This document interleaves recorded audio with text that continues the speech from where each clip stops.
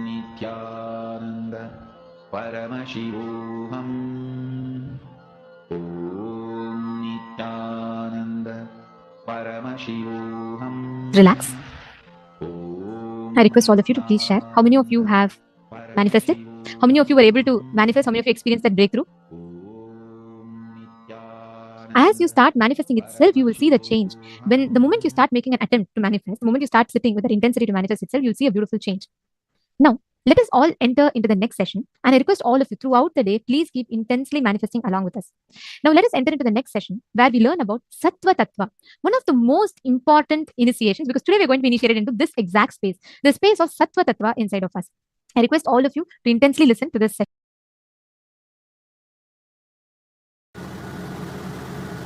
Listen. Static matter. All of you know what is static matter. This pillar. The seat on which you are sitting.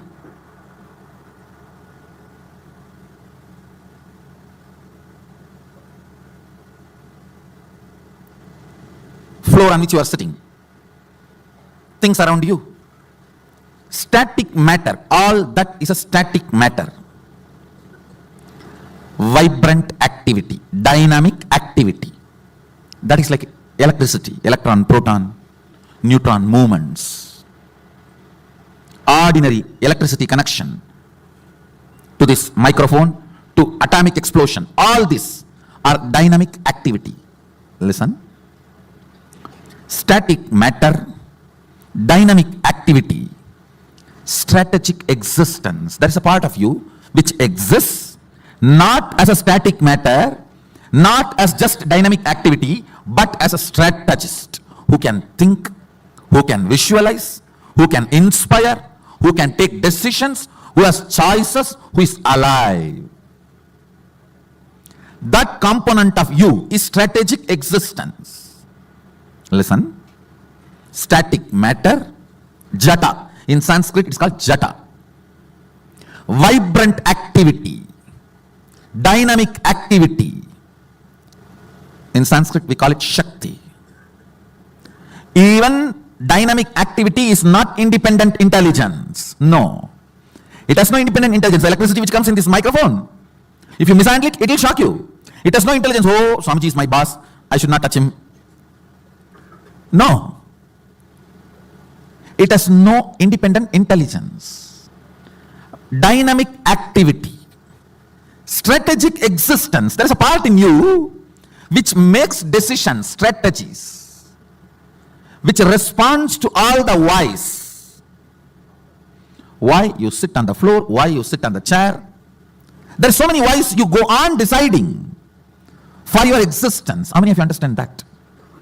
Which goes on strategizing in you. Static matter, dynamic activity, strategic existence. Existence of you which goes on strategizing. You go on strategize based on what you perceive as you.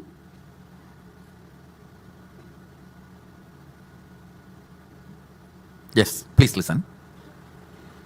Static matter, dynamic activity, strategic existence.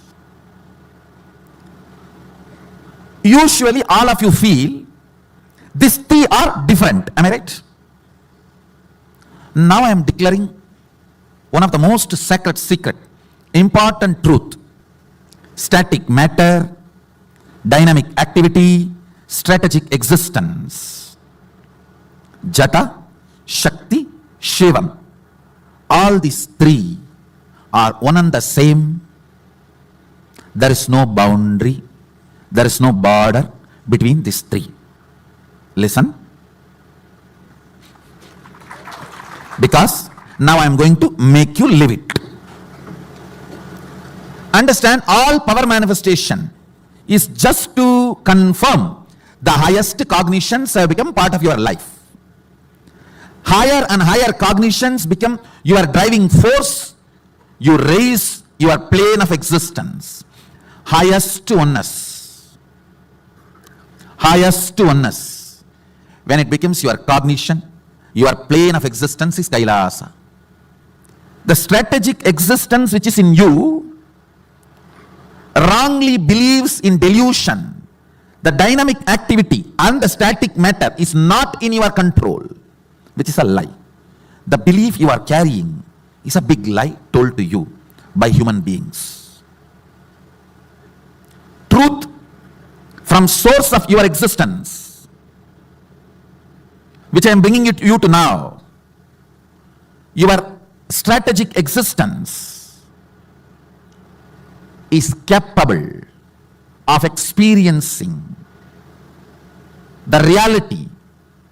The reality is your strategic existence, dynamic activity, and static matter has no border, has no boundary. It is in oneness. Now I am going to make you manifest 21 powers, just to make you understand the multi-dimensions of this truth. Listen. Listen carefully. The part of the truth I am sharing with you, this part is called Sattva Tattva. Let me repeat once more. Static matter, dynamic activity, strategic existence has no boundary. So if your strategic existence decides something, declares something, dynamic activity and static matter obeys literally, simply. Next statement. You do not need to spend your whole life logically to come to this conclusion. If you decide, Swamiji has come to the conclusion, he will teach me only right thing. Let me declare, this is my cognition, and that declaration is enough for me to help you to manifest the powers related to this truth. When you start manifesting powers, you naturally will understand it is not just Swamiji's conclusion, it is now your own conclusion. Till I sign the check and put the money in your account only, it is my money. Once I put it in your account, it is your money now. Same way, till it is my conclusion and not yours only, you need to depend on my cognition. Once you start manifesting powers and understanding, now it is your cognition. Now it is your conclusion. Now it is your way of existence. How many of you are able to cognize static matter, dynamic activity, strategic existence has no border? It is all oneness. Wonderful. Listen. The preliminary power manifestation you are going through now, Mahadeva very clearly says it's a preliminary. Sattva Tattva means, please listen, I am repeating the introduction, the word I used, Sattva Tattva, unit of high energy. Sattva, see, we function through three energies. Pure high energy, confused, restlessness, dullness. So the pure high energy unit, when it is increased in you, the first response happens in you is preliminary power manifestation. See, it is intense sattva I am radiating. Understand that? Now what you are doing is a preliminary power manifestation. Only if you are settled with this cognition, I can push you to the higher level. See, this preliminary power manifestation need to bring you to the conclusion of static matter, dynamic activity. See, static matter means a small stone in your kidney to the Everest mountain. Everything is static matter. Dynamic activity, water flowing in your bathroom tap to the atomic explosion. Everything is dynamic activity. Strategic existence, your ability to generate a will, is what I call strategic existence. Your existence which goes on strategizing. How many of you are understanding all these three? See, listen. This three is separate, is the ignorance. Even the modern day science is trying to catch up with this truth. Science is the most fanatic religion promoted on the planet Earth. Ignorant, fanatic religion promoted on the planet Earth is science, modern day science. Again and again and again, when you decide to cognize Please understand, your will has too much power beyond your expectation. Just put the will on this cognition. With all my will, I strategically declare dynamic activity, static matter is my extension. There is no boundary. I can do what I want with it. I am the ultimate over both. Understand? Now the truth I declared to you all, you can paraphrase multiple understandings which comes out of this cognition. That is the source of power manifestation. This is the logic of power manifestation. All of you understand? So the essence of this session, static matter, dynamic activity, strategic existence, is one and the same.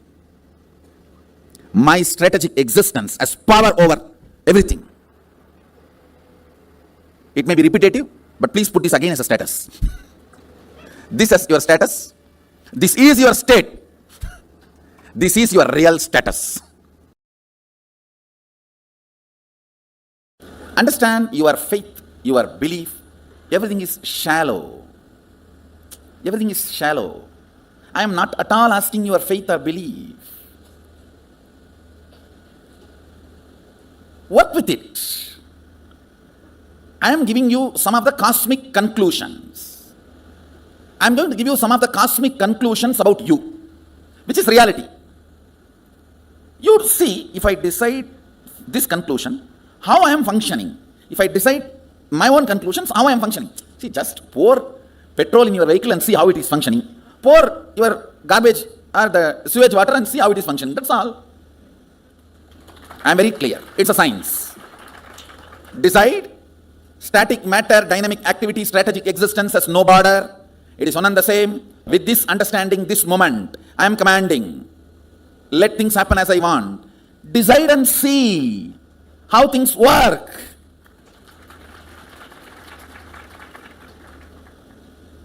Power manifestation is nothing but I am giving you 21 types of way to taste the sugar. I have given you full pot full of honey. You can put your hand, right hand and lick, or left hand and lick, or pour on your mouth and drink. These are 21 methods to taste the honey. Honey is the sacred secret, that cognition, highest cognition. Power manifestation is just to taste that honey, to come to that conclusion. Understand, much of your faith, belief, all these are silly conversations with yourself and with others. I neither believe your faith, I don't believe your belief. I am very clear. Come to conclusions. Understand, every moment you are driven by certain conclusions. You apply your own conclusions and see how the machine functions. You apply the conclusions I am giving and see how the machine functions. That's all. So you are like this hardware.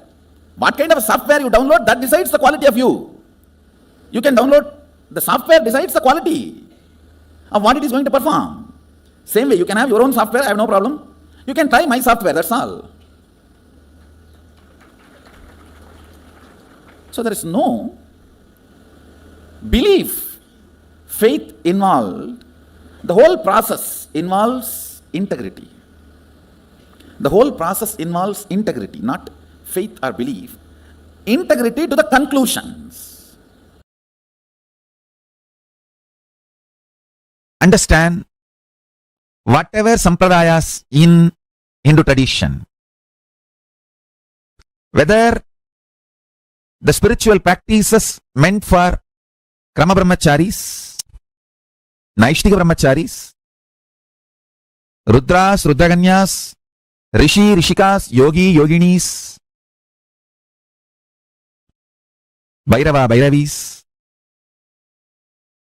everything is aimed only to raise you to vertical time zones and reach you ultimately to the space of Paramashiva Kailasa.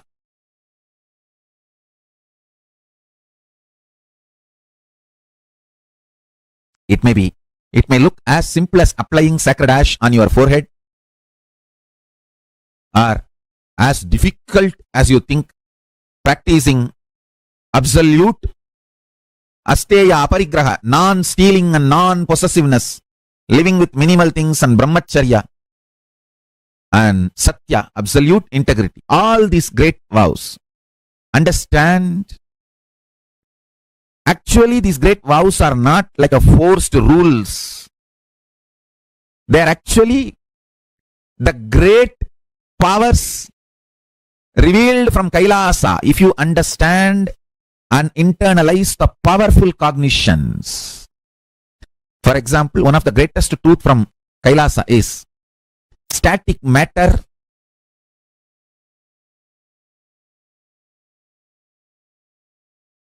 strategic existence, vibrant energy. All these three is one and the same. Carefully listen. Static matter, vibrant energy, strategic existence. All these three does not have wall, boundary, watertight compartment, sealed, separate existence. It's one and the same. If you internalize this powerful cognition and start meditating on it, you will see, you will start manifesting powers, because all these three is separate because of your false cognition, false belief. Once you lift the false belief, it is like a bamboo floating in the Ganga. If you are looking short, small part of the Ganga, like if you take a close-up shot, it will look like Ganga is divided by the bamboo. If you go for a long shot, you will realize Ganga can never be divided by the bamboo. If you think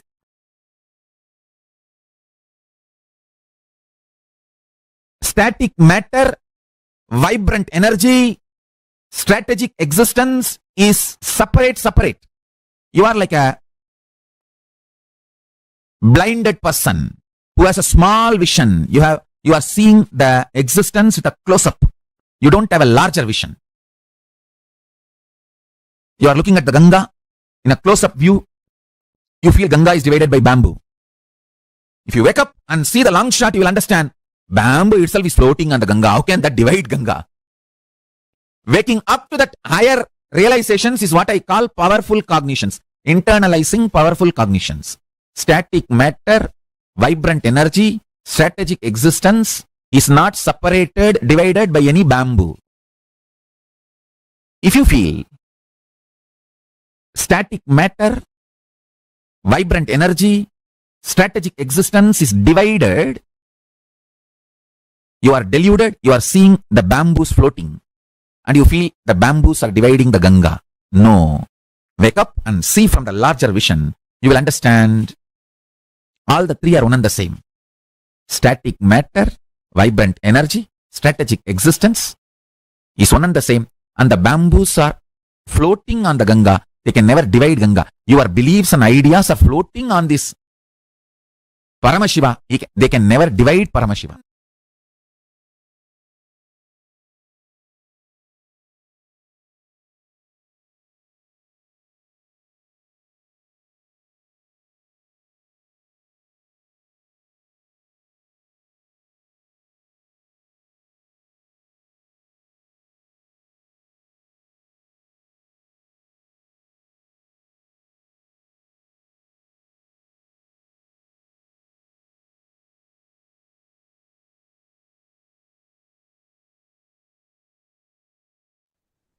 Oh my God, this was a very beautiful revelation from Swamiji.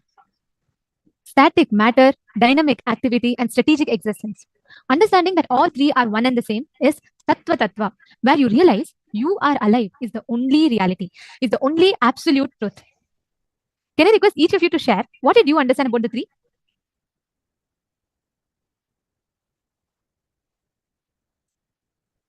Okay, Ma, Forum Limay is asking about how you can get the Kantamala after the Shivariksha initiation. Sure, Ma. The Kantamala will be available in the local Kailasa temples. For example, you can go to the San Jose temple and you can take from there.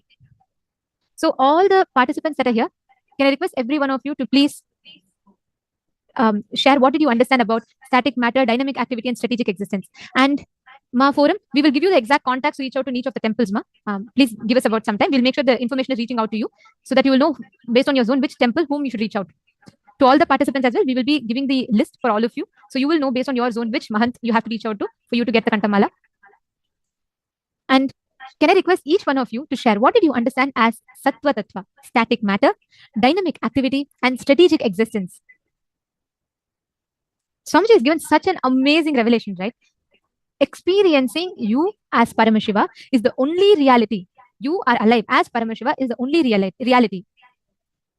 Now, each of you that are listening to this, that listen to this session, I request you all to share what did Swamiji explain, reveal as static matter, vibrant activity, the dynamic activity, or strategic existence.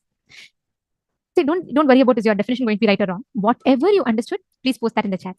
However you understood, what you understood, please post that in the chat.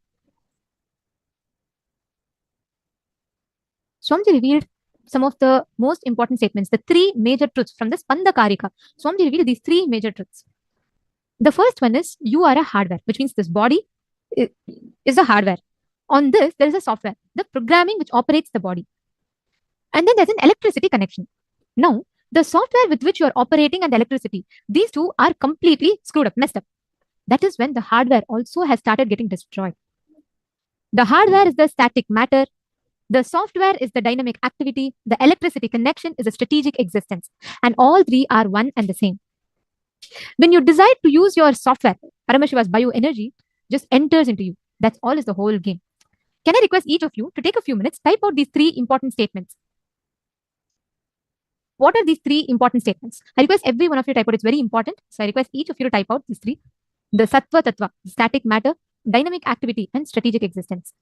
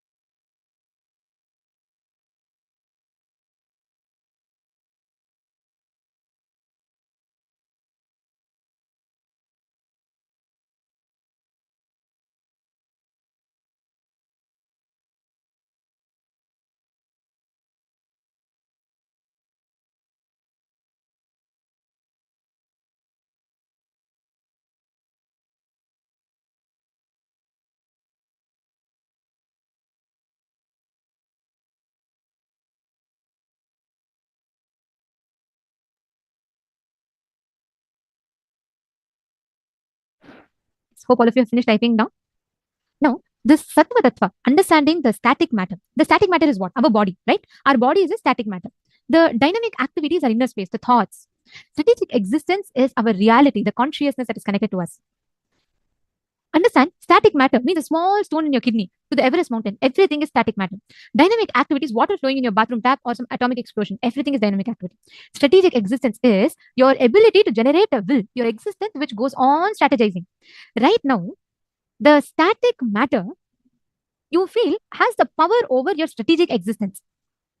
How do we strategize for life? Oh, I can't do anything about my business failure. I can't change it. If at all luck is there, let's see. We always think the static matter can overpower the dynamic existence, the dynamic activity, which in turn can overpower the strategic existence. You come from reverse. Instead, when you know the strategic existence is powerful, you operate from that strategic existence to the dynamic activity and dynamic activity to the static matter. How many of you are catching this difference? Purushananda saying, how can one's consciousness strategize? That does not really make sense to me. Understand? Now, we think we are strategizing for everything, our existence. It's you want to how to respond to a situation. Our brain cognizes, our mind strategizes. Am I right? Isn't this what we all generally understand? Right? Okay. I have a question now. In this whole cosmos, let's just start with our solar system. What is it that is ensuring that for last few billion years, our planets are able to rotate in their own axis and not crash onto each other? Whereas when we are driving, we have so many accidents in our road. There is no traffic police in the cosmos. Doesn't it mean that there seems to be something else independent? Okay, you might be saying, no, you're going all the way to the cosmos. I'm asking about ourselves. Okay, all right. Let's come to ourselves. Do you say every single time to your heart, beat? No, we don't tell our heart to beat every single time. Our heart adjusts. You're running fast. Your heart rate increases. How come? It's not that you're telling your heart, strategizing for it to do it. There seems to be a will which is deciding this. Same way, there are people who would have been fallen terribly ill, but with their will, they decide and they literally change their entire life and shake everybody's perception about them by standing up despite of their severe disabilities, sickness, illness, whatever. Am I right? Have you heard like this? See, this means there is an independent will, a consciousness that is strategizing. There is something that is constantly planning, strategizing in you. It's not your brain. We think it's our brain. No, it's not our brain. That awareness, the consciousness, I exist. Tathata, easeness, which is established on easeness. Purushananda is asking, so that means cosmic will is causing your heart beating. Conscious will is. Your conscious will is causing that. You have your consciousness, which is the reflection of the cosmos. God, Paramashivoham. He is real. He is existing in the parallel universe. He is real. He is existing. And his reflection, which is there inside of us, that is existential, alive, real. That reflection of Paramashiva, which is inside of us, is continuously strategizing, making things move. Usually, we think the strategizing part of us is separate. The planning, the whole strategizing is separate. The activity part is separate. Matter is separate. But the moment you understand, all these three are in oneness. They are the same. All the three are one. The command you have over reality, the way you can move your reality changes. Who all have heard about this double slit experiment? It's called as the observer's effect. Anyone who's heard of it before? May I request all the participants to please kindly come on camera? Nithyananda, I request all the participants to please come on camera. And if you're able to hear us, I request all of you to put yes in the chat.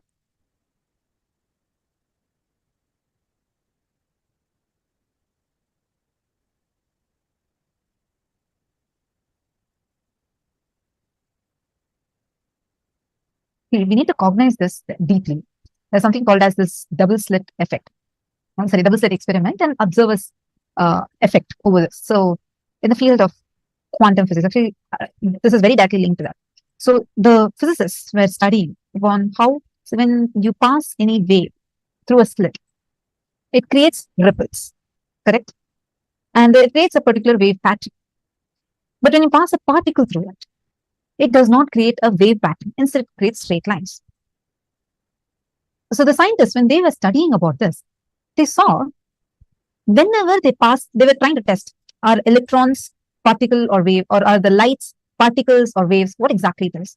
So when they passed an electron through a double slit, whenever they were observing it, whenever they were seeing it, they saw always the result showed us two parallel lines, which meant this was a particle. But whenever they did not observe it, they didn't see it, the result board showed a wave pattern. It thoroughly confused the scientists. They couldn't understand what was causing this. Till date, they have not discovered what is it that's causing this. But they definitely have discovered that your observation, the observer, has an effect over the reality. The way you see, your see can create things, can change things, can manipulate things for you. Just your see, your observation, it can transform, change, manipulate your reality, your life. You have that as a power. It's a normal thing for all of us. It's called as the observer's effect, which brings the probabilities of reality to a possibility. It brings a stop where whether you learn about the double slit experiment and learn about the uncertainty principle, the Heisenberg's uncertainty principles, any of these, you will always see how the observer has an effect over the reality. Mahapurushananda is saying, well, the divine is causing everything. That does not seem like a strategizing to me. Unfortunately, we are too loaded with connotations for the word strategizing, where we think it means something negative. Strategizing here simply means strategy. Like for everything, you carry a certain planning, you carry a strategizing, you carry a context towards it. There is a reason the way the reality responds to you in a certain manner.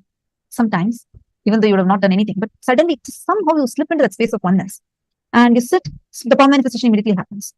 So there is your will is able to move the reality. Your conscious will can do everything. See, the mind strategizes, your body matter moves, and the movement creates an activity. There is an energy that is creating that activity. All these are true. But what is it that is making all this move?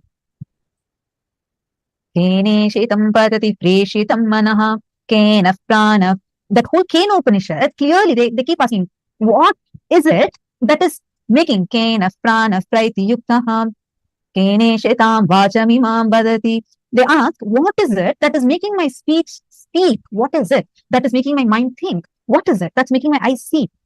The source of all of that is the same across everything. And it is not just the source the same. Swamiji is saying all the three: static matter, vibrant activity, strategic existence, all three are one and the same.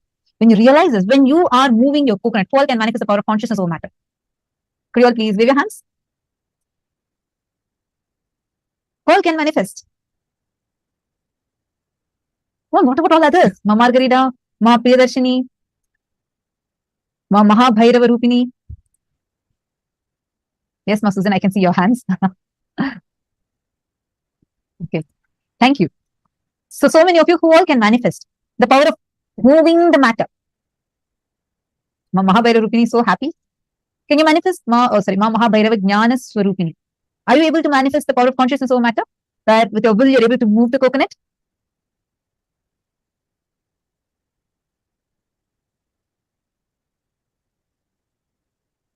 And all others, Dr. Shantini, Ma Amanta, I request all of you to please come on camera. Ma Maria, okay, a little, okay. Ma Maha Bhairava Jnana Swarupini, definitely sit and practice more. It's very easy power, easily can get it. Okay. See, this way how this power manifestation happens is because you are deciding. See, by now you've already seen so many people are manifesting. But the decision that yes, Swamiji is initiated with. Now let me look at this coconut. This coconut and me is you'll feel like the coconut is your very extension. The movement is also connected to you. You feel that the whole thing is one. Static matter. The dynamic activity that you want the coconut moving is dynamic activity. Strategic existence is the will that you carry that you want it to move in this direction. All three are one and the same. The moment you decide that and will, commanding it to move, the coconut just grows. How many of you are understanding this? How many of you are clicking with what is this Sattva Tattva? How the static matter, dynamic activity, and strategic existence All three are one and the same.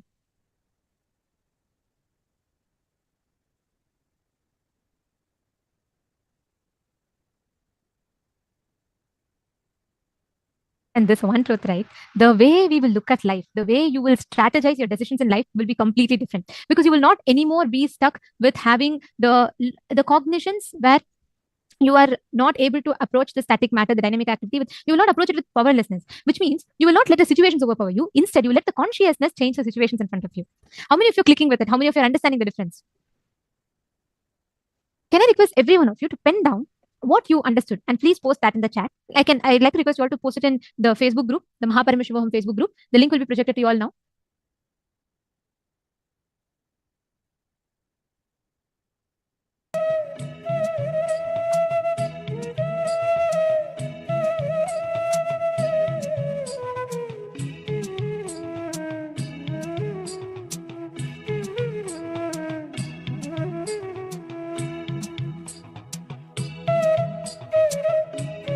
Purushananda is also asking a question. Does using the consciousness means using your will to make things happen? Yes. Where you use your will, the power of your conscious will, and moving, making things happen. Any decision you make from that will of yours is strategic existence. See, the static matter is a blank canvas, okay? The dynamic activity is the brush, okay?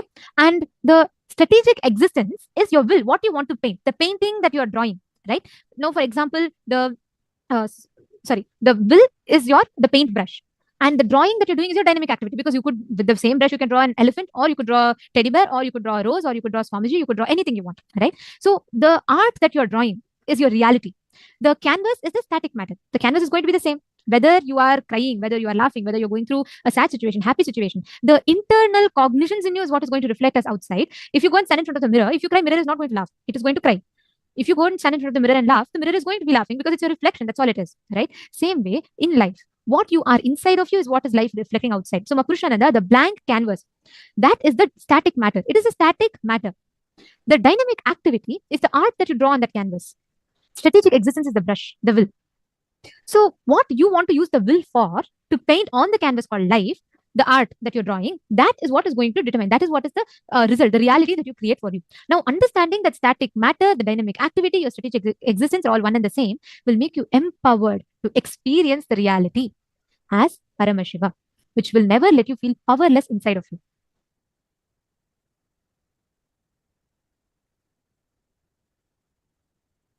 Every one of you to cognize this deeply. Do anyone of you have any more questions? Okay, Dr. Shantini is asking, does it mean inaction of the truths by matching our will with the divine will? Actually, Dr. Shantini, see, understand, the moment you start understanding that all three are one and the same, you will no more feel your will is separate from the cosmic will. See, if a droplet of water in the ocean thinks, or let's say the wave in the ocean, when the wave is on the ocean, it is still part of the ocean. When the wave is at its peak, when the wave is up, it is still part of the ocean. After its peak, when the wave falls back, it is still part of the ocean. The objective reality, the subjective experience of the wave will not change the objective reality that it is actually part of the ocean. Each wave may have a subjective opinion on its take. So some wave may feel, oh, no, when it is at its peak, some wave will feel, look, I am different from the ocean. I'm never part of the ocean. Simply everyone makes me part of the ocean, and my unique identity is taken away. Or some wave can fight with the ocean. Some wave can say, look, I'm part of such a huge ocean. I'm so happy. Whatever is a subjective experience, it does not affect the objective reality. The ocean is the strategic existence, Paramashiva. Each of us are like a wave that comes on Paramashiva. The source is Paramashiva, and we go back to Paramashiva. Right? Now, the thing is, if the wave understands that it is part of the ocean and it is going as per the flow of the ocean, it will just be in alignment. The wave, the individual will, the wave will not be separate from the cosmic will, the ocean. It will be one and the same. It is just an extension of the ocean. Are you understanding, Ma? So actually, if you see, in reality, there is nothing called you separate, ocean separate, wave separate. There is no such thing. It's an imaginary lines that we draw, which is what Swamiji is beautifully addressing in this Sattva Tattva. Where Swamiji is saying the truth of the universe is you are one and the same with the whole universe. So that completely, like, our very core cognition that we are something separate is completely shaken here. Okay. Ma Susan Davidson. Okay, thanks. You said your question is also answered. Okay, Ma Susan Davidson is asking, so if I meditate and internalize this, can I manifest the sale of my house? Absolutely yes. And I'll tell you how. Understand? Now, what do you think? The static matter is your house here. Okay. The dynamic activity is the actions that you are taking towards the sale of your house. The strategic existence is the truth that you are Paramashiva. The moment you have willed, The money has already manifested. You've already sold the house. It's a cosmic will. Okay. The problem is now, if the dynamic activity, the thought processes, the decision making process in you is coming out of a perceived separation from the existence. You feel the strategic existence is separate, your dynamic activity is separate, and the static matter is separate. You now feel that the static matter called the house, the sale of the house, the situation is overpowering your dynamic activity. What I am saying, or what Swamiji is saying, and I'm quoting the understanding, is that when you apply the truth that, look, whether I know or not, whether I experience I am Paramashiva or not, Swamiji told me that I am Paramashiva. Swamiji has told me my will and cosmic will is one and the same. When you use that truth, when you apply that truth, the strategic existence and your dynamic activity become one and the same. Naturally, what happens? The static matter in front of you will lose its power over you. It will also become one with you. You're right now, you're trying to, that static matter is dominating your inner space, the dynamic activity, and you in turn are not erring back on the strategic existence. You're again perceiving a separation from the strategic existence. Is this making sense to you, Suzanne Davidson? Just try this. Go back to yourself, perceive yourself, cognize yourself, experience yourself as one with Swamiji. See, for us, Paramashiva or existing in one with Paramashiva might be conceptual, but understanding that Swamiji has told it, that is experiential for us, because we know every single word that Swamiji utters is absolute truth. So just with that trust on Swamiji, sit, make the decision. Automatically, all the three will fall in tune. You will manifest your reality. Purushananda, how can our will be always same as a cosmic will? When you actually start cognizing the three are one and the same, your will naturally align. It's not just it will naturally align. You will realize there was no point at which it was not aligned. There will be no point in which it was not going to align, and there was no point at which it was not aligned. It is aligned, it was aligned, it will always be aligned. But the separation of the wave from the ocean is a perception of the wave. Even when the wave thinks it's separate from the ocean, it is actually part of the ocean. That is what Swamiji is saying as Maya, delusion. So every moment our will is in alignment with the cosmic will. Do you think something can be so smart or so powerful than the cosmos? No, right? So naturally, our will can never overpower or never be powerless, nothing. It is part of the cosmic will. But the thing is, the moment you start perceiving that separation, you stop harnessing the power of the cosmos to make the execution in your life. That's all. So constantly apply this truth and make decisions. You will see the difference. You'll understand what Swamiji is saying through this.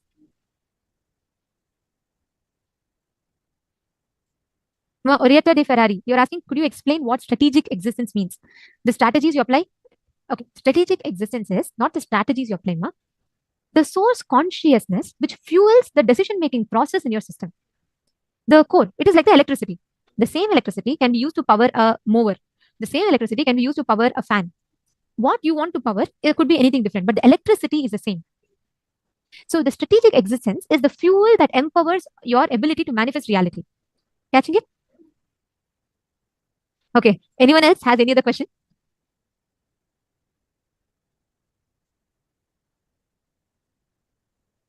Okay, great. So now I think we've had a long discussion on this, but I mean, you can never understand this completely unless you keep applying it. All of us in Gurukul had a Vakyartha Satas on this for almost 2.5 to 3 days. It took, because it takes that much of a time to even comprehend what Swamiji is saying. And then you have to apply it in your life, come back and understand, tell your upgraded understandings and experiences. So it's very, very unique and powerful. Yes, Edgardo Estrado, yeah, thank you. And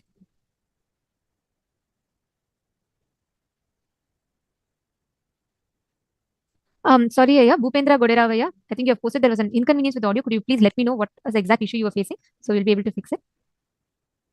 We apologize for that glitch that you faced. Okay, now it is time for all of us to manifest this as a power.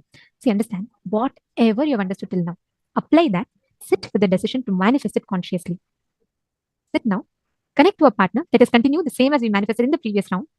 Let us all manifest the ability to identify details and description of any third person just by knowing their name. I request every one of you to do this very sincerely. Suzanne Davidson, Virupaksha, every one of you that are here with us, Edgardo Stradovaya. I request every one of you to reach out to your friends, someone from your family member, or even within the Zoom. Let your partner give you any random name. You need not know that. You should not be knowing that person. And you're going to scan and describe the details of that person, whether their color, their favorite color, their favorite food, how they look, are they boy or a girl, or what is their age like, what are they working at. You'll be able to describe the person just by scanning through the third eye. Are you all understanding? I request every one of you to please bring your Atma Murti. For this power, please make sure you're only manifesting it with the Atma Murti. It is all enter into the power manifestation process. Please start. Paramashivoham Om Nithyananda Paramashivoham Om Nithyananda Paramashivoham Om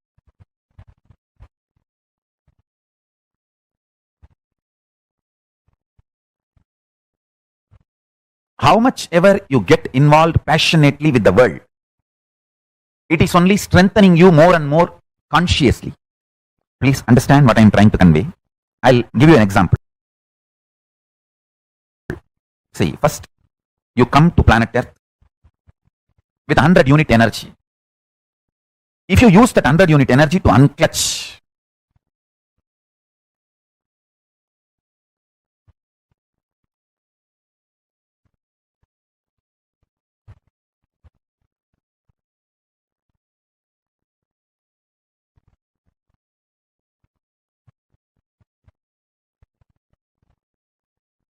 listen, I want all of you to intensely listen.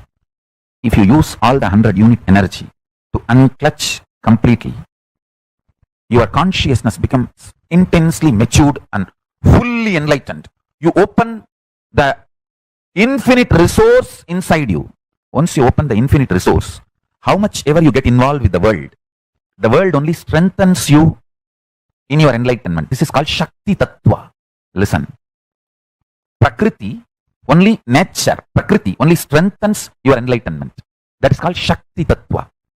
But the first 100 unit energy you have, if you don't use it for unclutching and open the infinite resources of energy and directly get involved with the outer world,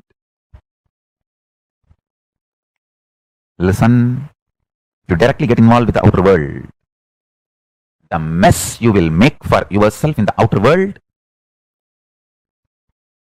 and the mess you will make for yourself in multiple levels, not only you will lose the outer world, you won't have even inner world. The consciousness. That is why I insist. Your prime time, your most energetic time of the day, or of the week, or of the month, or of the year, or of your life. The prime time of your day, it will differ from person to person. For somebody, early morning is the prime time. For somebody, evening is the prime time. That prime time should be dedicated for unclutching and enlightenment. Same way, prime time of your week should be enlightenment oriented. Prime time of your month should be enlightenment oriented. Prime time of your year should be enlightenment oriented. Prime time of your life is youth, first 25 years, should be enlightenment oriented. Start developing this will persistence to do tapas. Will persistence is the conscious currency. Every child develops the conscious currency, will persistence, is a blessing for himself and for the world. It's a blessing for himself and for the world. Understand? It's a blessing for himself and for the world.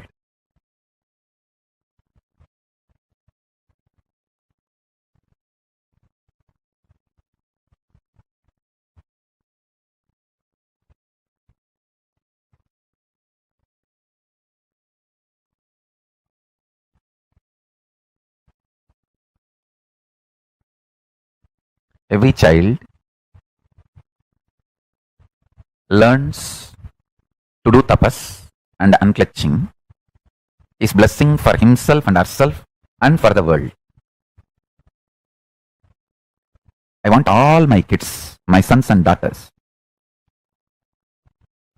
who are already in Gurukul or whoever wants to become my sons and daughters, the prince and princesses of Kailasa, learn this. Extend your will persistence just for 2.5 days, that's all. See, anything you declare. For example, you declare, I will not move from this place till I realize this powerful cognition and manifest powers. That ability, that strength, will persistence. If it stays in your body for 2.5 days, you are my crown prince and crown princess. If you can sit for 2.5 days with any will persistence, not only you will manifest that power, see, our muscle memory, biomemory,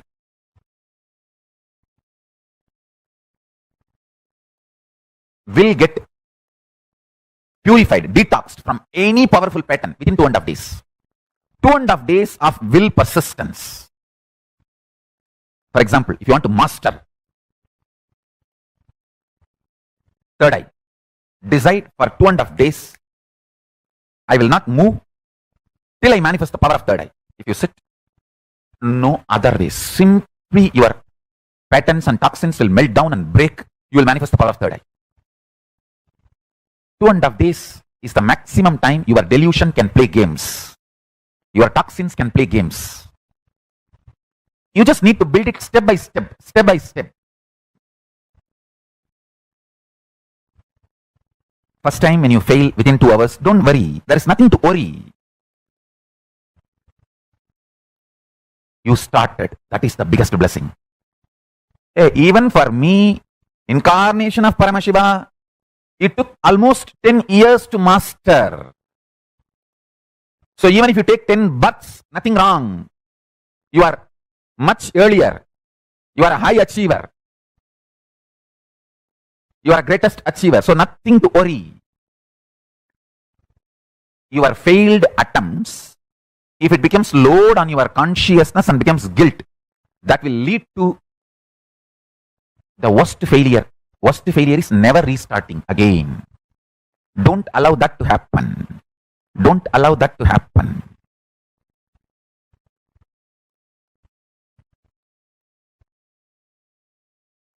Don't allow that to happen.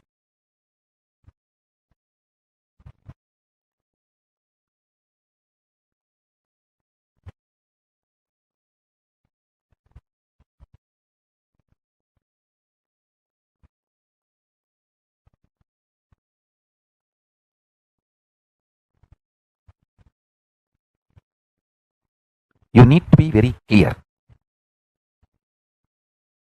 Your efforts are towards enlightenment, not towards building more guilt. Suddenly after 1 month, one more satsang, you are all pepped up, fully energetic, alive. Swamiji said, I have to do again. And you restart. And this time you do it for 3 hours. And next day again, back to half an hour. Third day again, managing 2.5 hours. All this is okay. Nothing wrong. Swalpamapyasya dharmasya trayate mahato bhayat. Gita says, even start practicing little bit. Huge fears and incompletions and patterns disappear and dissolve and melt down.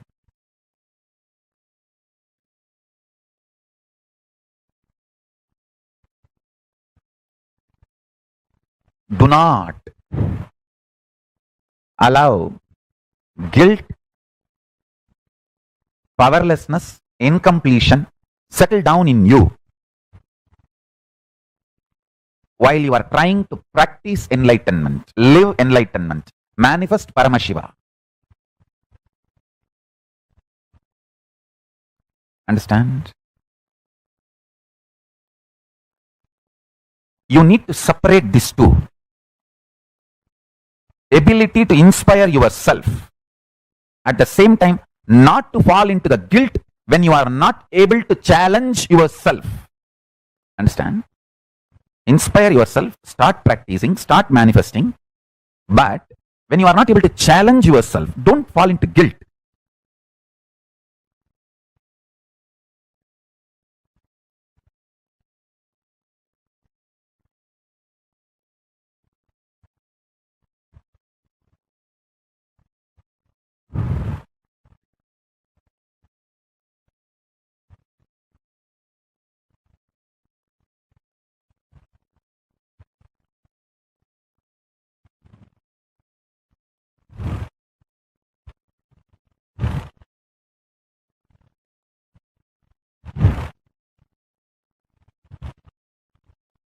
You need to realize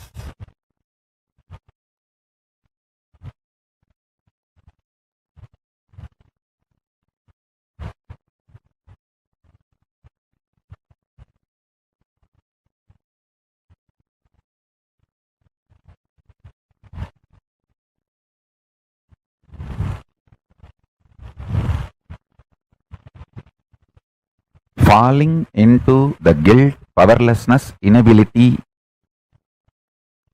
inability-centric guilt is no way going to help you.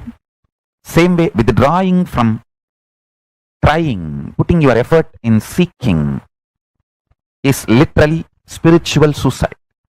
So, constantly working, intensely working, sincerely working, and not letting the guilt to become part of your thought current. This should be your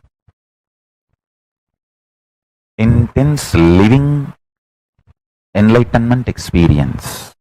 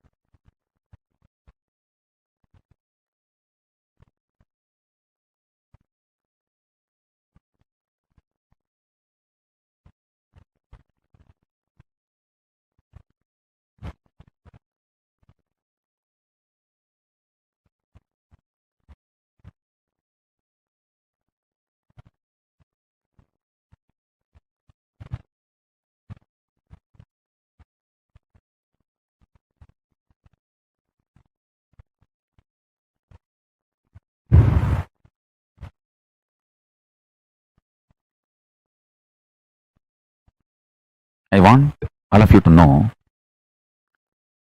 all my teachings should be understood only with intense life positivity. Udyoginam Purushasimham Upaiti Lakshmihi Daivena Deyamiti Kapurusha Vadanti Daivam Nihatya Kurupaurusham Atmasakya Yatne Krite Yadi Na Siddhyati Gotra Doshaha. Translation: the grace of Lakshmi falls only in those who take diligent effort. The low conscious beings say that everything should be given to them by destiny or life. Keeping the destiny aside, take diligent effort and do hard work through the power of will persistence of your consciousness. If by chance you take effort and still do not succeed, look in and review, seeing what the problem is there inside. What a clear guidance from Subhashitam. I'll repeat. Udyoginam Purushasimham Ubaiti Lakshmihi Daivena Teyamidi Kapurusha Vadanti Daivam Nihatya Kurupaurusham Atmasakya Yatne Krite Yati Na Sityati Kotra Doshaha. Today's homework. You don't need to write 108 times, write 3 times. Just write 3 times and memorize it.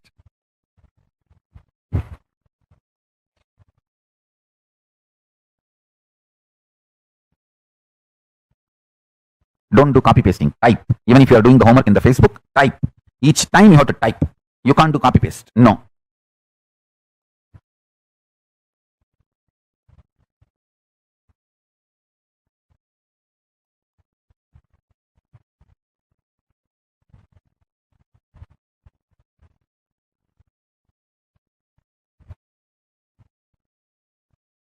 Actually, sitting and writing is a wonderful habit.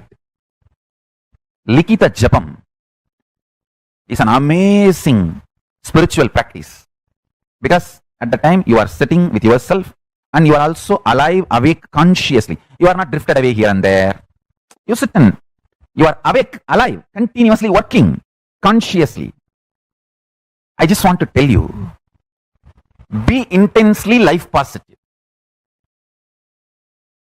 Everything I teach, I utter, should be realized, understood, internalized only from the life positive angle.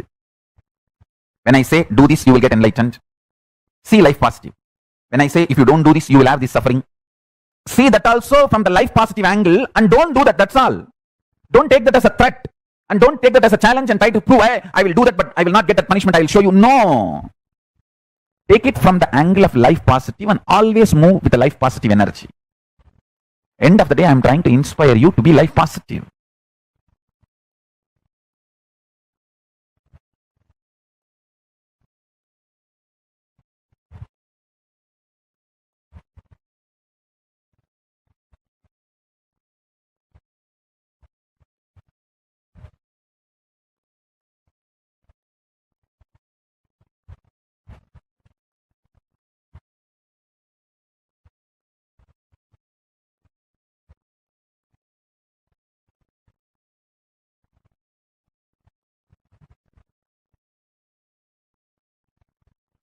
I tell you, if you decide to cognize everything life positive, you will go on be manifesting the best things of the universe. Only work in that direction.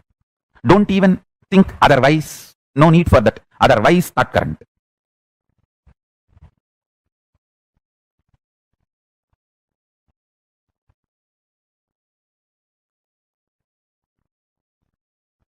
Go for intense, active, life positive attitude, aptitude, energy, and manifestation.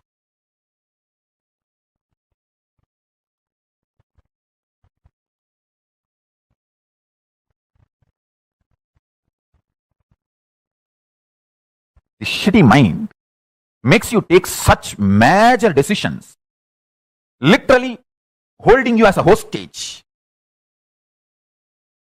In your low moods, you make such major decisions, your whole life is destroyed. I tell you, you should make all the major decisions when you are in ecstasy, in high mood, and keep it up. That is what is expanding life. When you are in high mood, energetic, inspired, hopeful, with so much of trust on life, only then you will feel like jumping into sannyas. You should do that and then keep it up. That is what is expansion of life. Constantly making powerful decisions in high mood and going on keeping it up is what I call maturity. If you know the whole chemistry of your biology, you just know when you should decide major things in your life, when you should make big decisions in your life, when you should not make.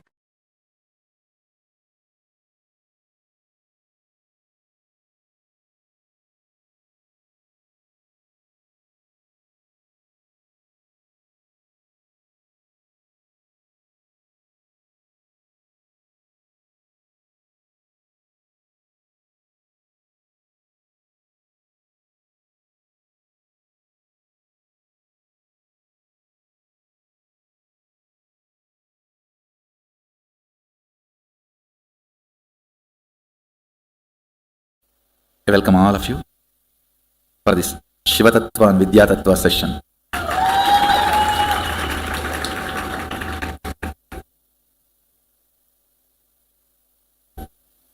Let's invoke Mahadeva's presence, Mahasadashiva's presence. Let him bless all of us and allow us to understand him in us in him. Things I'm going to talk are too strong. Till now, whatever you heard. If it is 1 unit confusing, this will be 1000 unit. Not actually confusing, I should say the too strong understanding, and you seeing me is very important. A lot of Sami Unnada movement will be happening, so you seeing me is very important. See, one thing, all of you understand. I'm initiating you into deep understandings and powers. It will all click when you start living more and more. It will be like a digestion. Every day you take bath, while you are under shower, suddenly something will click. While you are going for two, something will click. While you are brushing your teeth, something will click. How many of you are constantly seeing nowadays, whole day, something is clicking. Because I am injecting you guys with intense energy. See, it needs certain kind of a muhurta to be developed. Muhurta means where you and me are in a friendly meeting space, where things can be told as it is, where the deeper understanding can happen, where Amrita Kala can be transmitted. See, I have spoken only about 5 dimensions. Length, breadth, depth, time, space. I have not spoken on all the 11. Now I am going to speak on all the 11. Understand, all the length, breadth, depth, these are all different dimensions, different planes. Space in you and the space outside you where you are living, and the whole space is actually one and the same. Your self-doubt, self-hatred self-denial makes you feel they are separate and you are separate. Fortunately, your self-hatred is not more powerful than my ability to initiate you. That's the good news. See, fundamentally, Mahadeva, when he describes this Vidyapada and Shivatattva, Vidyatattva and Shivatattva, the whole chapter is called Vidyapada, Mrigendra. It is actually fourth part of Kamikagama, but this chapter is so independently intelligent, Mahadeva has given a separate title for this as Mrigendra. How many of you are able to cognize, even roughly, that space is one and the same? Chidakasha. Chidakasha is the space where you are living. Taharakasha, Chidakasha, and Mahakasha. I want all of you to know, if you have teleported 21 times consistently, the Akasha element has fallen in love with you and it is in tune with you. You are in oneness with Akasha and you don't have death. When you leave the body, you will not lose memory. The moment Akasha element, you have oneness with Akasha element, no more death fear. I am going to introduce Mahasadashiva, all its aspects and dimensions. Even if you don't intellectually catch it, it's okay. Just sit. At least let your intellect knows he is beyond your intellect. Even that is also in a way catching it. Knowing that you can't know it also is in a way knowing it.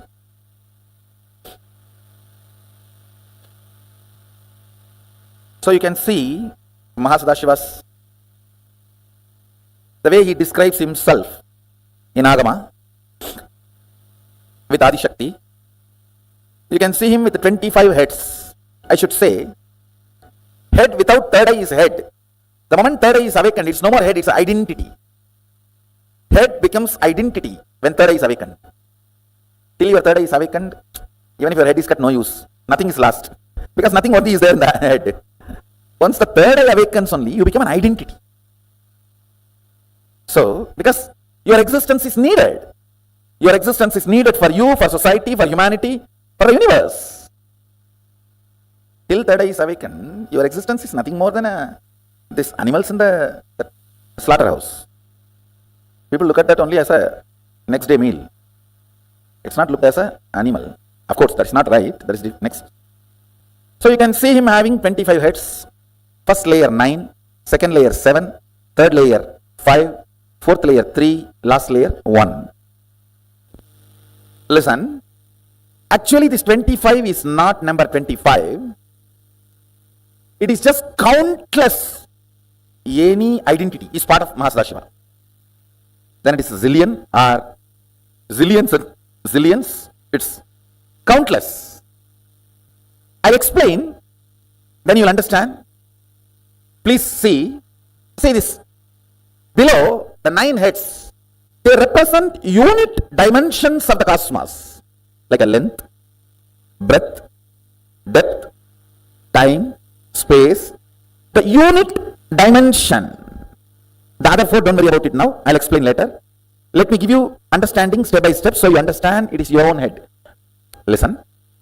The lowest rung, that lowest line, represents length, breadth, depth.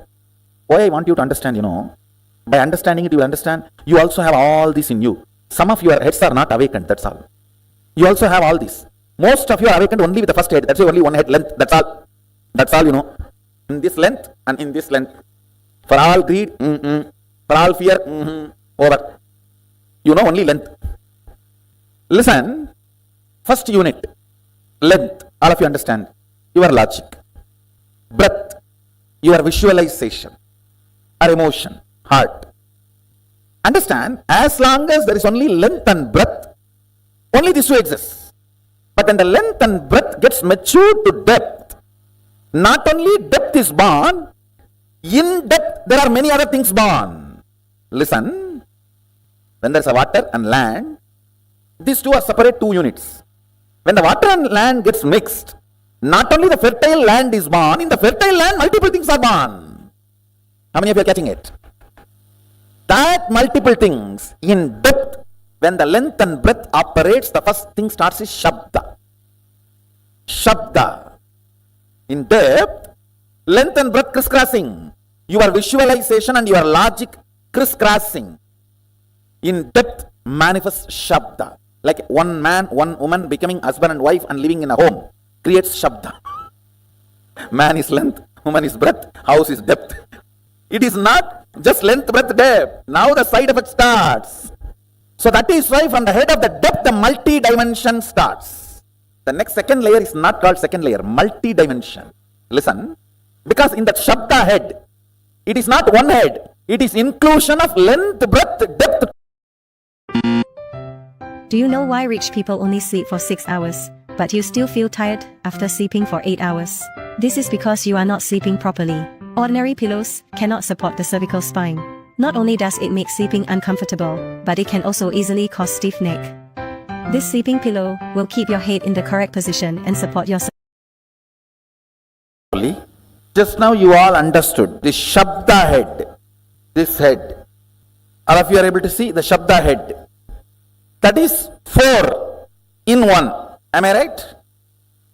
Which is not. Listen carefully. To give you the first initial understanding, I told that is 4 in 1. Now listen. Length is 1. Breadth is length, breadth plus breadth 2. Then depth is length 1, breadth 2, depth 3. So how many? When the depth is 6, how can Shabda be just 7? How many of you are understanding? Listen.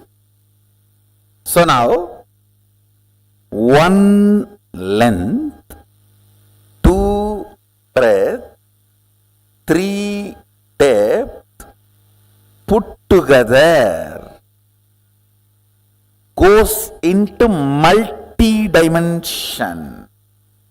So it is not 4. It's how many? Let's calculate.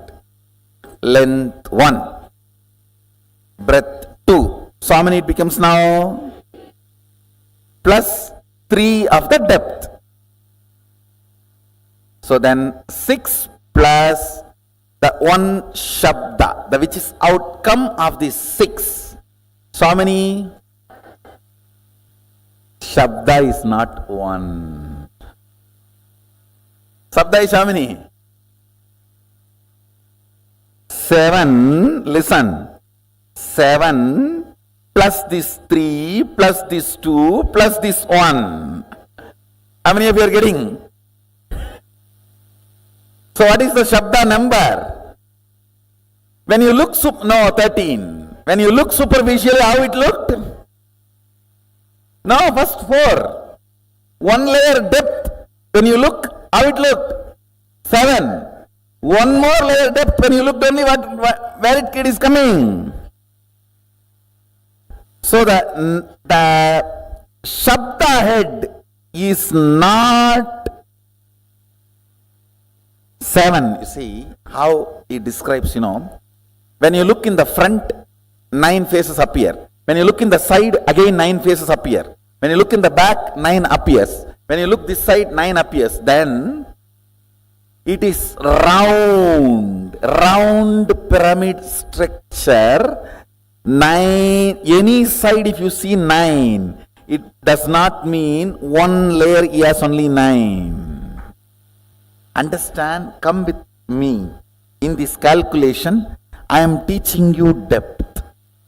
How universe multiplies. How life is multiplying. Shabda. Tell me now. Length is 1. Length 1. Breadth 2. Depth 3. So in depth, how many heads are there? So now, this gets into Shabda, where Shabda, when it is, see, till your child is born, he is part of both of you. The moment he is born, he is one independent entity. The moment Shabda is born, he is independent entity having all length 1, breadth 2, depth 3 as part of him. Because he has become independent, he himself has one more length, one more breadth, one more depth. Everyone is catching? So it is not plus, it is multi. Universe is multi-dimensional, not universe. The word is itself is too small. Multiverse is the right word. Now, when time is added to the length, breadth, depth, the next dimension, next unit is time. But understanding this in your cognition is very important. Time, when it is added, time is not fourth head, forehead together, which is not 4, which is 1 plus 2 plus 3 plus 4. Because time is born now, it is 4. Now, when the time and Shabda gathers, forms Nada. Nada means defined sound. If the time, with the time when it forms rhythmically, it is called Nada. Shabda is wild sound. Nada is language. You understand the difference? Shabda is wild sound. Nada is language. Shabda is wild river. Nada is embanked canal. Nada Kala is pure drinking water. I'll explain about that next. It is in Nada Kala your will is created. Understand, your will does not belong to a language. Sometimes even what you don't describe will become reality because it belongs to intelligence. See, when you create a will to manifest power, your wordings will never be adequate. How many of you understood that? The word you generate for manifesting powers, your will, the words you generate will never be adequate instruction. It will be like a legal document only. Unsaid, unforesaid, foreseen, unforeseen. A person who can bring integrity to his thought current only can experience Nada Kala. Means while you are thinking, completion. Listen carefully. Listen. While you are making a will to manifest power, if you are not comfortable and complete enough about the instruction you generated, and you are feeling very unstable, little incomplete, I don't know whether I did it right and am I completely creating the, all this, how many of you are having? That is what is non-integrity with yourself. That is why insistence on integrity. You understand, integrity is not morality. It is a spiritual power. Ability to make a clear will. Hey, this is it. Leadership, integrity is one and the same. Chastity and integrity is one and the same. Listen now. I am not asking you to practice integrity as a morality. I am asking you to practice integrity to define your Nada to Nada Kala.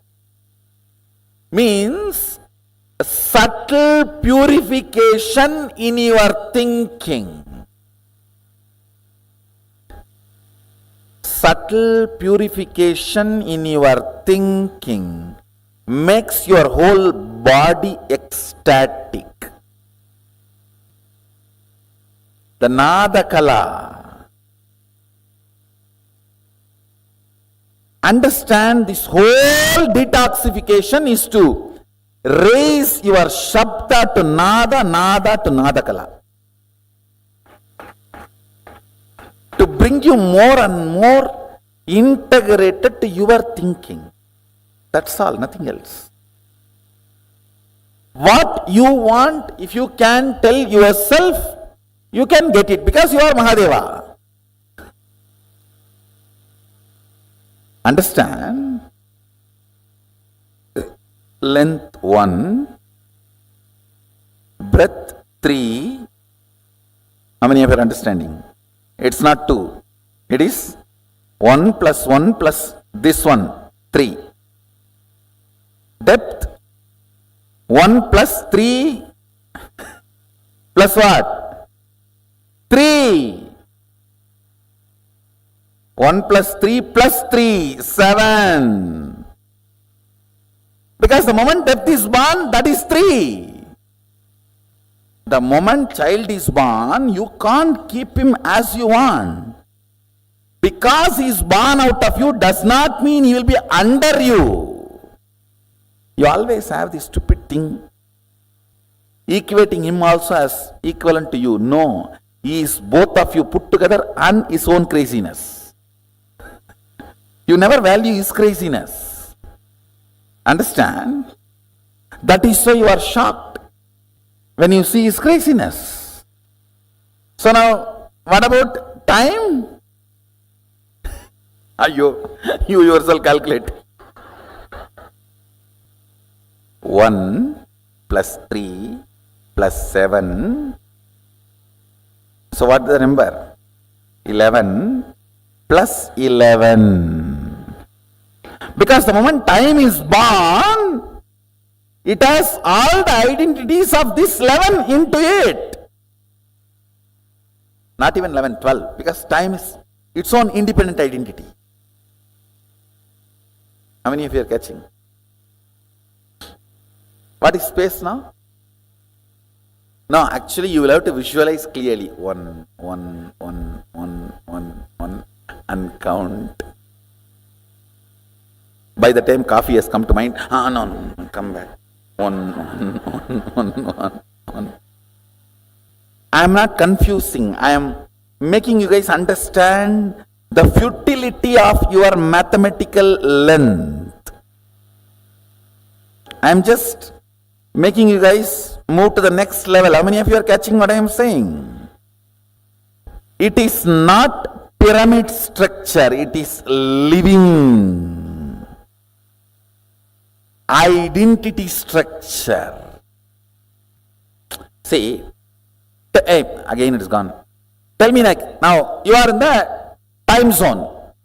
What all you can experience? The very depth of the time.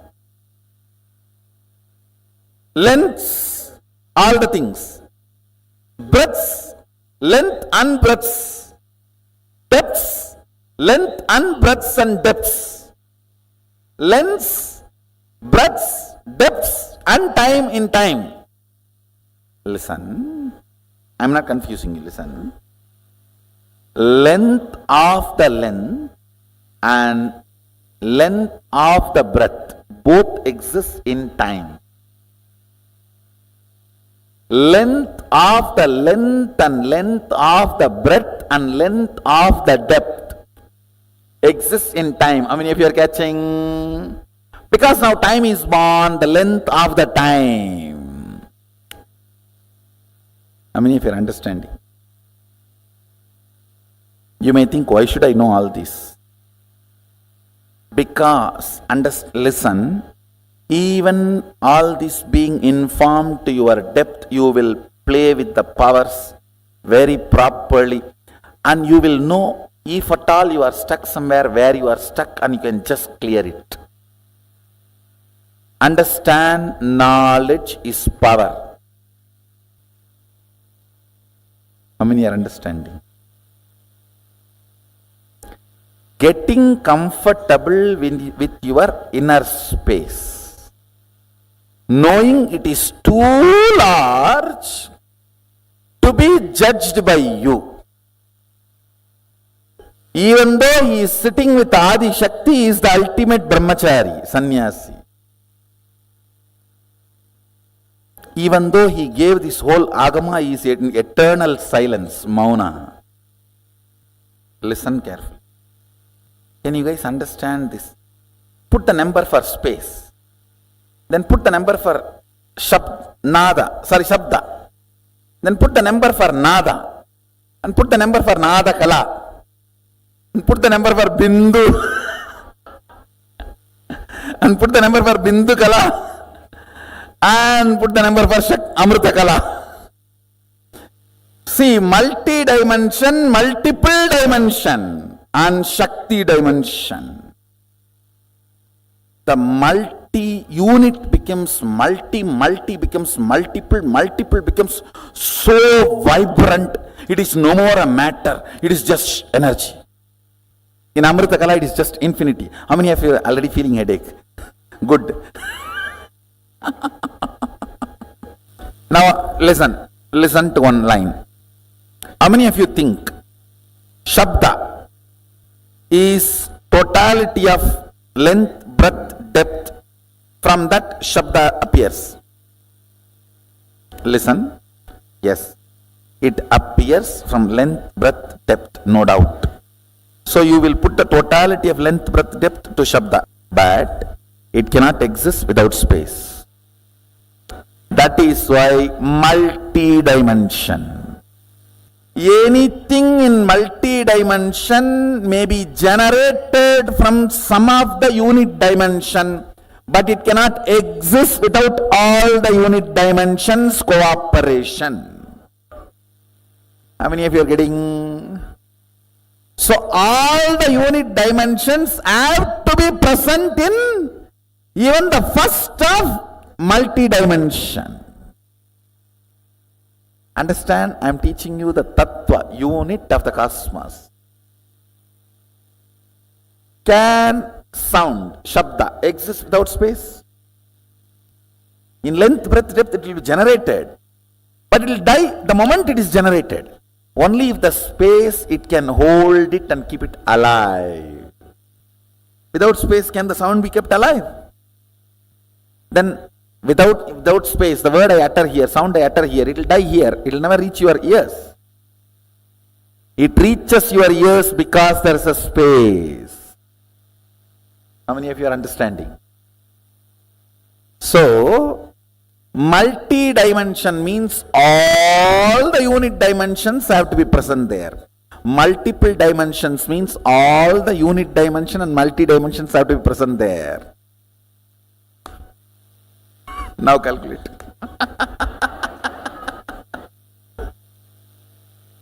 You are contemplating on Mahadeva and his glory. Understand?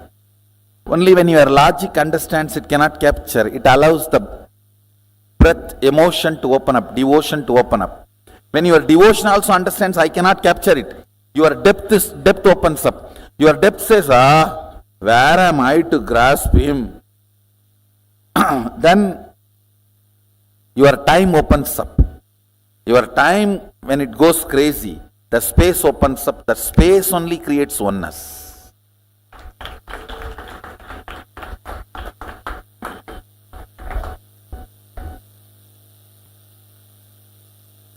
Listen. Engaging with infinity is not to measure it, but to get disappeared, dissolved into it. So till you dissolve into it, you have to engage with it. You cannot say, oh, it is infinity, so I am sleeping. No. That is not. You have to calculate now. You have to engage with infinity. Oh, it is infinity, I came to conclusion I am sleeping is Vedanta. No. In Agama, you engage with infinity. Each of you, the numbers you arrive, that many number of powers you are going to manifest. Then decide. engaging with Mahadeva. He is proposing, will you become me? Understand, engaging with Mahadeva, engaging with infinity.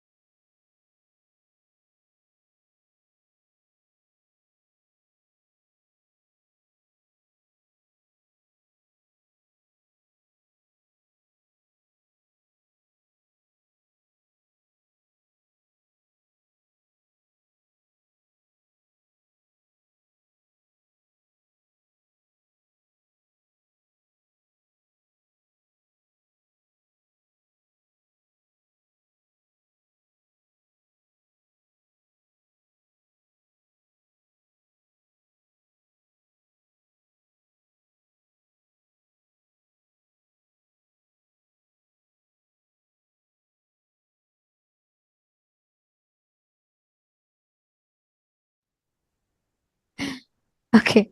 This was something extraordinary, right? Can I request each of you just type out what you understood the way Somji explained this Sada Shiva Tattva, the Shiva Tattva, the Shiva Vidya. So I request all of you.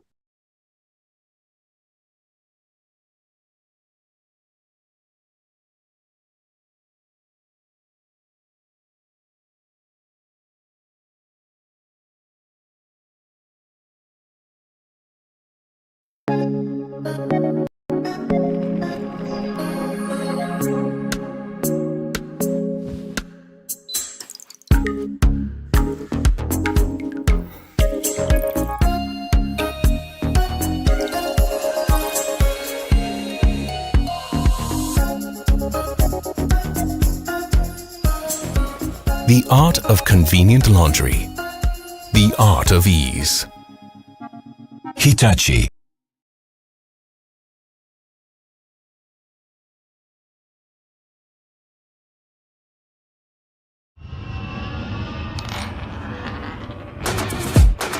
When my appetite needs satisfying, I'm craving more, minds going wild, wild. Show me what to do. Just tap, tap on the Chris Plus app. Tap, tap on the Chris Plus app. Tap, tap on the Chris Plus app. Every time I shop and every time. We all learned this actually in elaborate detail in the day of Mahasadashiva. Today, in the context of Shiva Tattva, how Swamiji explained the Shiva Vidya, we understood this. Ma Hongsu, it is 25 heads, ma. Oh, sorry, I am not catching. Could you help put the question more clearly, ma? So we'll be able to address it. Come on, all the others. Actually, this satsang, right? Even if you are very sleepy, when you just listen to it, your whole brain will just like wake up. Because this satsang, even to understand it, your whole brain literally needs to be active to comprehend, to understand what Swamiji is revealed in this satsang, and to be able to cognize it. It is just phenomenal. We should watch it multiple times for us to understand it to its depth and experientially understand it. Can I please request all the participants to please come and settle down? It is time for all of us to enter into the preparation for the darshan. Today, we're having the darshan of some of the most beautiful forms of Paramashiva, where today's is special because it is in this form Paramashiva manifests with Nandi, Vrishabharuda Murti, and Vrishabhantika Murti. He manifests with his divine vehicle, and Vrishabharuda Murti and Vrishabhantika Murti today, as per the Tiruvannamalai festival that has been happening the last few days, which is going to be culminating with the Mahadipam festival. Today in the temple, they conducted the beautiful chariot festival for Rishabharuda Murti and Rishabhantika Murti forms of Paramashiva. And hence, all of us are going to be having the darshan of these very forms of Paramashiva today. I request all the participants, every one of you, to please come and be seated in front of the camera. Today, the initiation that all of us are going to be experiencing is that of how the only reality is I exist. We are going to be learning about that very, very, very powerful manifestation of Paramashiva that's continuously happening through all of us. I exist is the only reality, and that is exactly what we are going to be experiencing as ourselves. Many of you are understanding this. Susan Davidson is saying, my brain is adjusting. Actually, we should continue. I know these cognitions are like literally physically expanding our brain. You will see there are some subtle grooves in your brain that gets activated and your brain cells get expanded. It's a very, very, very, very powerful manifestation of Paramashiva that's happening continuously in us.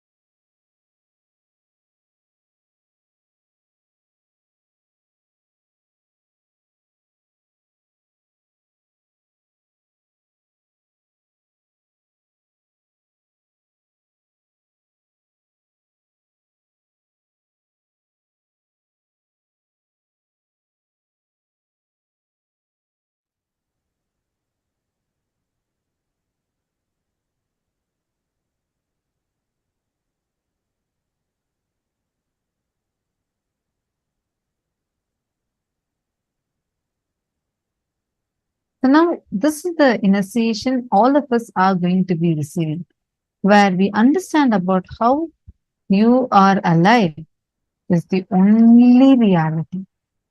Everything else, anything else that you're understanding, anything else that you're thinking to be real is only Maya. But what does that even mean? We all talk about soul, individual soul, consciousness, Atma Rama, Atman, Brahman. So many things, words we use for that consciousness, which is there inside of us. What is that consciousness? Angushta Matra Purusha. We're going to be learning about a thumb-sized soul that's existing in all of us as the only reality. Let's learn the revelation now from Swamiji.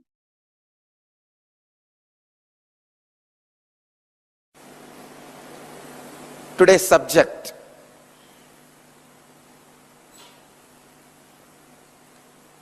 Patanjali's Yoga Sutras, 162nd Sutra, in 3rd chapter, 56th verse. Transition to superconsciousness. Subject is transition to superconsciousness. Let me enter into the sutra. Sattva Purushayo Suddhihi Samye Kaivalyam.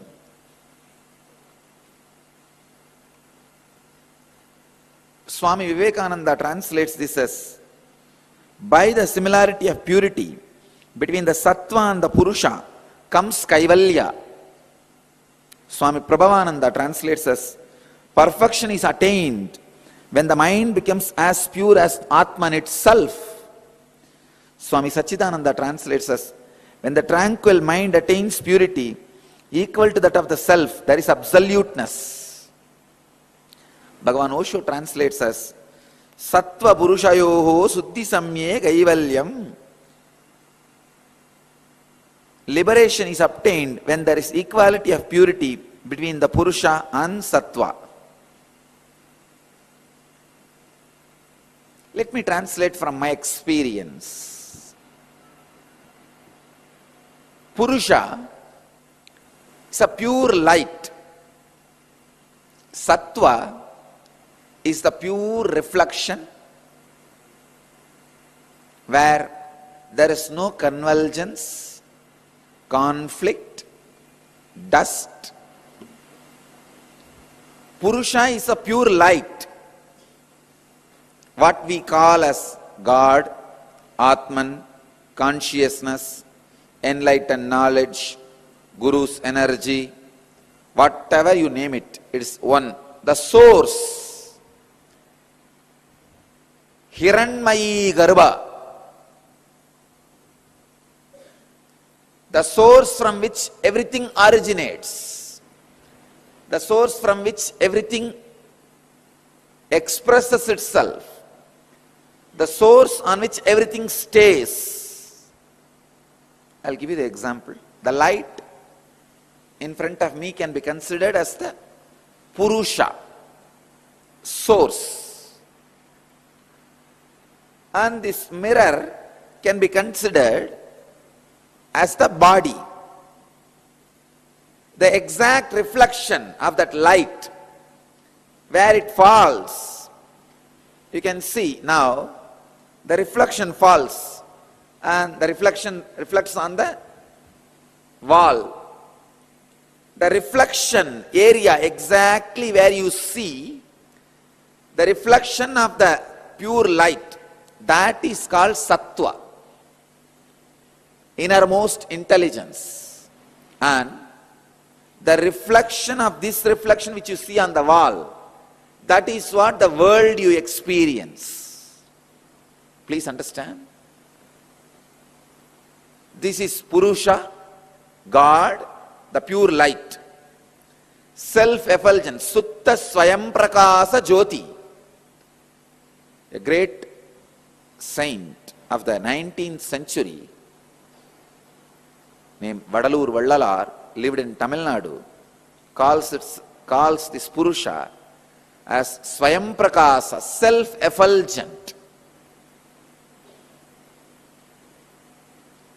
pure light, pure grace. The light is the soul, Purusha. This reflection is Sattva. This mirror is the body, and the reflection when it falls on the wall, that is called world, and the wall is nature, Prakriti. If there is a small disturbance in the mirror, means broken or dust, impure, the reflection, Sattva, will not be proper. Now, if the reflection is not proper, Sattva is not proper, you will never be able to experience the source. Enlightenment means this deflected reflection, instead of falling on the wall, if it falls back on the light source, it is enlightenment. Understand? This is the body, that is the Atman. The reflection, exact reflection spot is Sattva. Now you can see that light is falling on the wall, the deflected reflection. It falls on the wall. Now this light, this mirror, this body is not enlightened. It is in ignorance. But slowly that guy is trying to move, becoming ashramite, and slowly becoming closer, closer, closer. Now he is enlightened. Understand? The reflection is back on the source. The reflection is not deflected. The reflection is on the source. The Sattva of the body means the reflection needs to be balanced. Only then it can deflect on the source itself, not on something else. Means the body, the mirror, should not have any ups and downs, should not have any dust. Of course, with great difficulty, even with this dusty mirror, I made the reflection to fall on the source. Even with a little bit of dust, a master can make deflection to make fall on the source. But a normal seeker who does not have the direct guidance of the master should take care.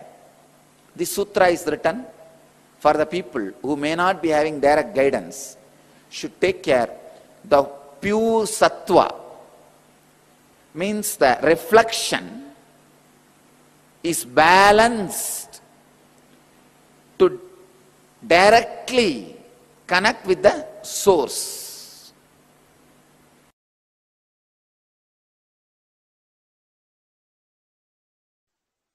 This is the greatest secret for being successful forever. Actually, I am going to make only 3 statements. Listen. Consciousness resides in you in the shape of intense light, in the shape of your thumb. See, just this thumb size, angushta matra. Thumb size, alive, intense life, tejas, that is consciousness. It stays inside you, thumb size light. Listen carefully. When I breathe Tejas into your life, you will see the consciousness as an intense light in the size of your thumb. Angushtamatra Purushaha. The size of the thumb, consciousness, Purusha, resides in you. This is the first statement. Second,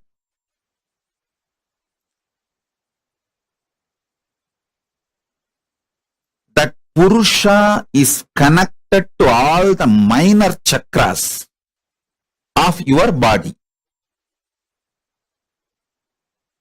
When I infuse energy into the Purusha of you, the Angushtamatra, your will to exist, your consciousness, your soul, it spreads to all the minor chakras and into your life. Listen. Listen to this. When that energy manifests into your minor chakras and from your minor chakras into your whole life, everything you want will go on be happening. And your consciousness, your free will to do right or wrong is your power. That size of the thumb, Angushtamatra Purusha in you, size of the thumb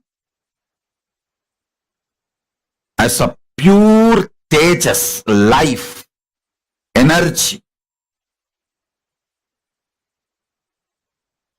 consciousness, your soul is staying inside you, which controls all the minor chakras. And that pure Tejas, soul, can reflect Paramashiva himself. You don't need to feel shy in front of Paramashiva. His compassion, he made all of us from his own core material. See, the material out of which he made himself, the same material he took and made us also. Like the clay in which we make Ganesha, with the same clay we make the mouse, which eats all the Nivedyam we keep for Ganesha. The material with which Ganesha is made, out of the same material, the mouse, the cat, sorry, not cat, rat, the mouse, Ganesha's Vahana is also made. Same way, Paramashiva, the material with which he made himself, out of that same material, he just took material from him and made us. That material is that Angushtamatra Purushaha. Parameshwara, when he made Paramashiva, when he made himself, he took that same material and made all of us. That material is Angushtamatra Purushaha, freedom to do right or wrong, free will to do right or wrong. So now I'll give you the gist, just three truths. Your consciousness, free will to do good or bad, right or wrong, that is residing in you as Angushta Matra Purushaha, the thumb size conscious soul in you. First. Second, all the minor chakras of your body is controlled by that Purusha. So when energy comes from Mahakailasa and enters into that Purusha, from Purusha that energy goes to all minor chakras and oozes out to your life. That's the second. Third, your consciousness is the passport and visa for you to go to Kailasa, Mahakailasa. Even Rishis and Devatas don't have that. They have to come to human plane and take this body, only then they can go. This is the airport. They may be living anywhere, but they have to come to airport to get into the flight. Even if he is the head of the nation. So that's the first thing. Second, Paramashiva made us from the same material out of which he made himself. It is like he manifested himself and just took some part of his own himself and made each one of us. And that part which he himself took it out of himself, that part is what is Angushta Matra Purushaha.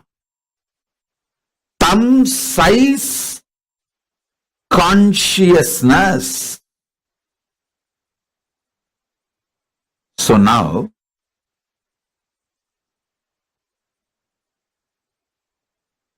I will import more tejas, energy, consciousness from Mahakailasa and infuse into all your Angushta Matra Purushaha. So, it radiates into your minor chakras and from minor chakras oozes out into your life. Swamiji, where in the body Angushta Matra Purusha resides, that actually differs from person to person. There is no such thing. See, generally, it resides in Anandagandha, just below the heart, above the navel.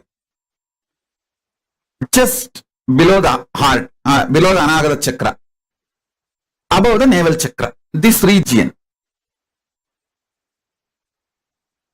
Generally, but it is not mandatory. You have to experience Angushta Matra Purusha only there. Sometimes you will experience even on the third eye, the Angushta Matra Purusha. Hi, I'm Neeraj Agarwal, co-founder of BizGram. We are specializing in electronics category. Being on Amazon Singapore allows us to actually participate in sale events, and we saw a 40% jump in sales.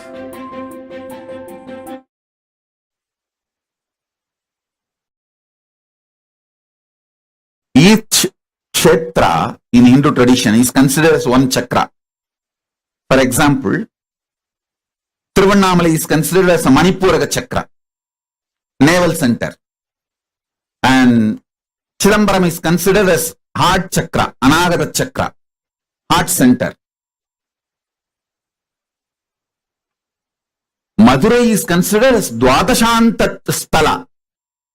That is why in my name, our national anthem, Kailasa national anthem, you will see Kailasonnata Dwadasanta Shyamala Pita.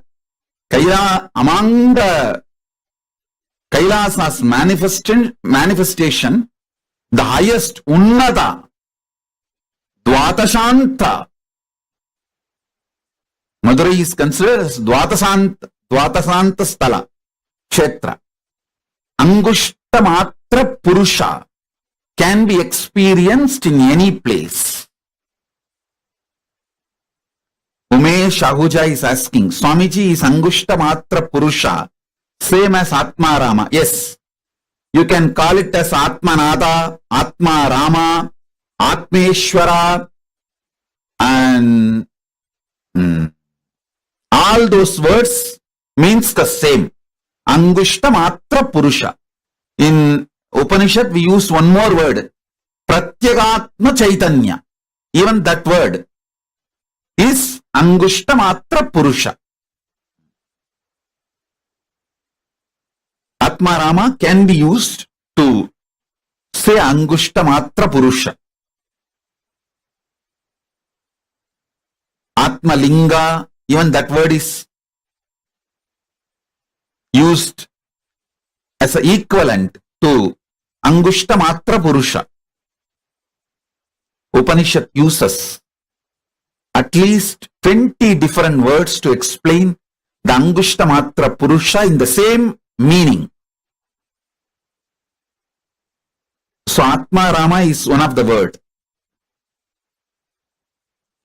The Ramayatis, Ramayat Sampradayis, they call the same Angustamatra Purusha as Atmarama.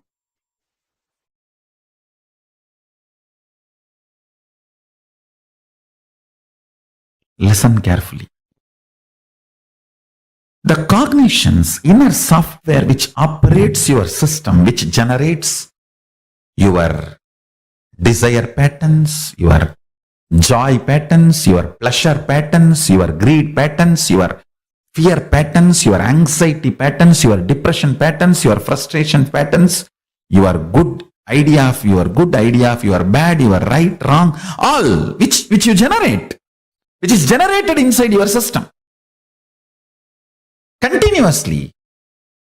That source software should operate with more and more by the qualities of consciousness, Paramashiva, not by the qualities and ideas of body, but by the qualities and ideas of Paramashiva, superconsciousness, consciousness, the state, space, powers and being of Paramashiva. Beautifully Krishna says, the consciousness can neither be killed nor be burned or be made wet. The great qualities of consciousness should be your cognition about you.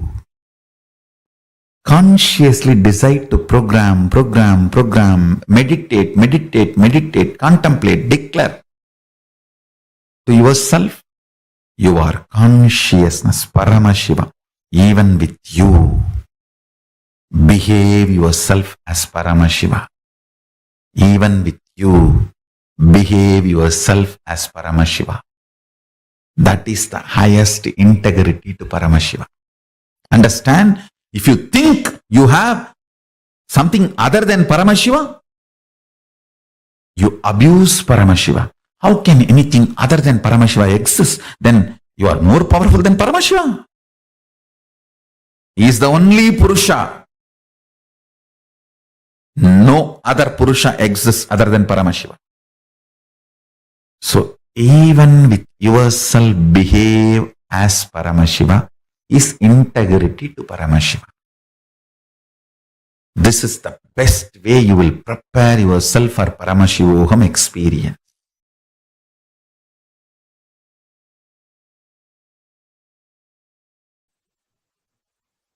Reality. Listen.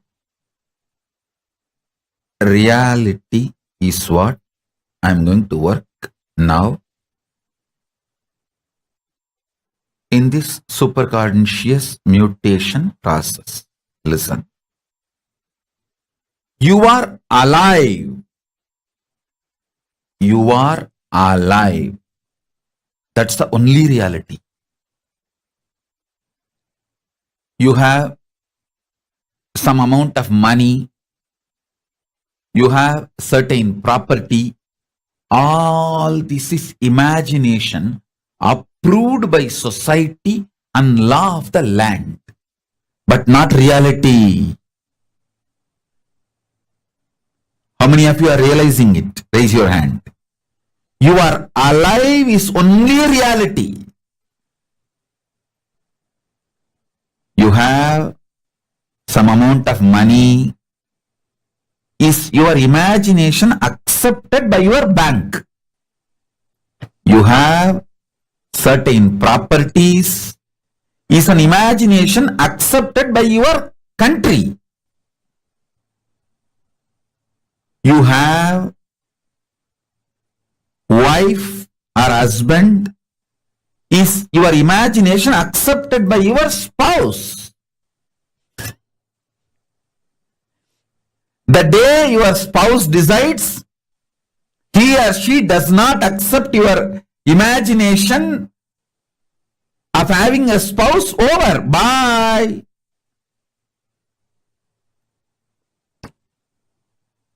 You are alive is only reality.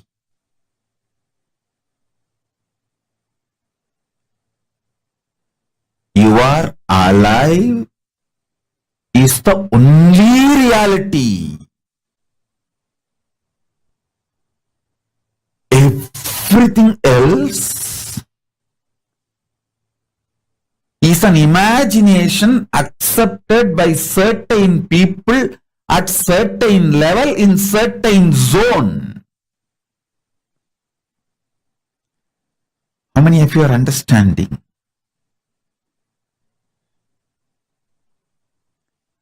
Other than you being alive, everything else is imagination. How many of you realizing this truth? Other than you are alive. That's the only reality. Listen, even if you think you have a 6 feet body, you have a beautiful body, or you have an ugly body, all this is also imagination inserted into you by certain people, accepted by certain people, and kept alive by certain people. Your shape, size can change anytime, and it is constantly changing. Sometimes more than 3 pounds a day you change. Up, down, 3 pounds a day you change. Listen. More the reality is infused by Paramashiva, his superconsciousness, more powers you manifest. Delusions disappear. Life becomes powerful, real, energetic.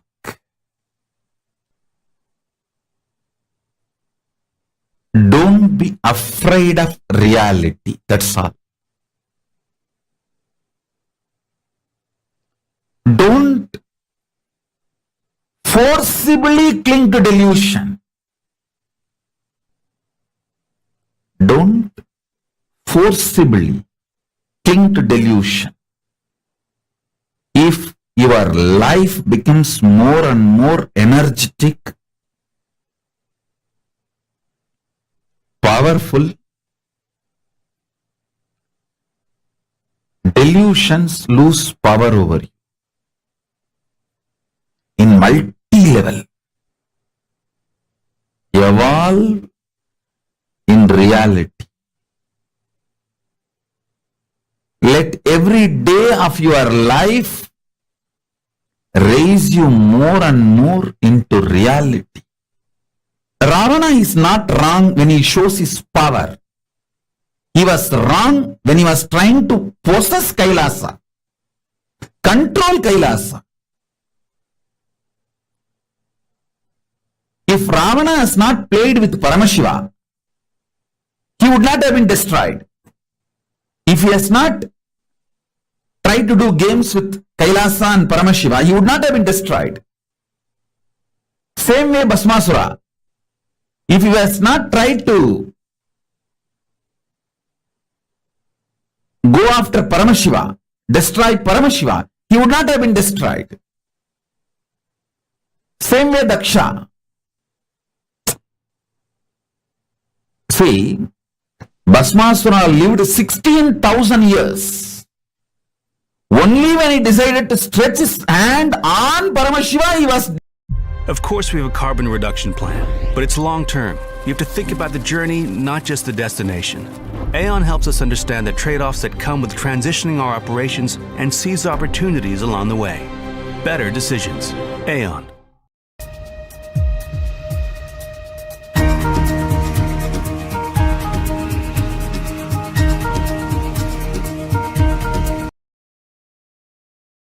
Vanarasena came and destroyed Ravana. You don't need to drop your knowledge. Keep knowledge to play with the world. Keep integrity to play with Kailasa. Keep knowledge to play with the world. Be strategic. Same way Daksha. Daksha did thousands of yajnas. He lived quite a long time. He was a Prajapati, president of the humanity. I don't know how many of you understand the word Prajapati means. He was the head of the humanity, whole humanity. Only when he started directly attacking Paramashiva, he got destroyed. Having power, having knowledge, showing it in the world is not wrong. You get into mess only when you try to behave like Ravana, try to damage Kailasa or try to put your hand on Paramashiva, or like Daksha try to fight with Paramashiva, only then you get into trouble. Otherwise, you will never have trouble. Delusion with deluded people is not wrong. But when you try to show your delusion with reality, means Paramashiva or Kailasa, that is where you mess. Be boss to the world. Be a simple disciple to Paramashiva. Then you will be successful forever. As long as Ravana did not try to possess Kailasa, he lived ruling 3 worlds. I don't know how many of you know Ravana had the title Ravaneshwara. Ravana was living like a Ishwara for 3 worlds. Only when he decided to possess Kailasa, try to shake Kailasa, he got into the mess. Within 3 years he was killed. When he decided to take Kailasa and try to move Kailasa, after that only 3 years he lived. That's all. 12,000 years he lived as a Ishwara because he tried to disturb Kailasa only 3 years. Within 3 years he was destroyed. Ravana would have been great if he has not tried to fight with Kailasa. Nobody could have killed Bhasmasura if he has not stretched his hand on Paramashiva. Daksha would have been the Prajapati. I don't know how many of you know Daksha is a Smritikara. He wrote the first jurisprudence. Manusmriti was second, not first. Daksha Smriti was the first. Manusmriti was second. Because Daksha Smriti was discarded by Paramashiva, Manusmriti became popular. I don't know how many of you know. How many of you know that Daksha is the son-in-law of Manu? Manu's daughter is Daksha's wife. Because Daksha's Smriti was discarded, Paramashiva asked Manu to write one more Smriti. So Manu wrote the Smriti, that became the jurisprudence for human beings. Otherwise, the first jurisprudence was written by Daksha. Because he directly dared to attack Paramashiva, he was destroyed. Otherwise, he would not have been destroyed. Delusion being used with deluded people is okay. But don't try to use the delusion on reality. That is the only place where you mess it. Your delusion becomes too much. You think through your delusion you can play with reality. You can't sit in negotiation table with Paramashiva. You can't threaten Paramashiva. You can't use greed, fear, anything to deal with Paramashiva. Understand that. Simple, straightforward surrender. Conversational relationship.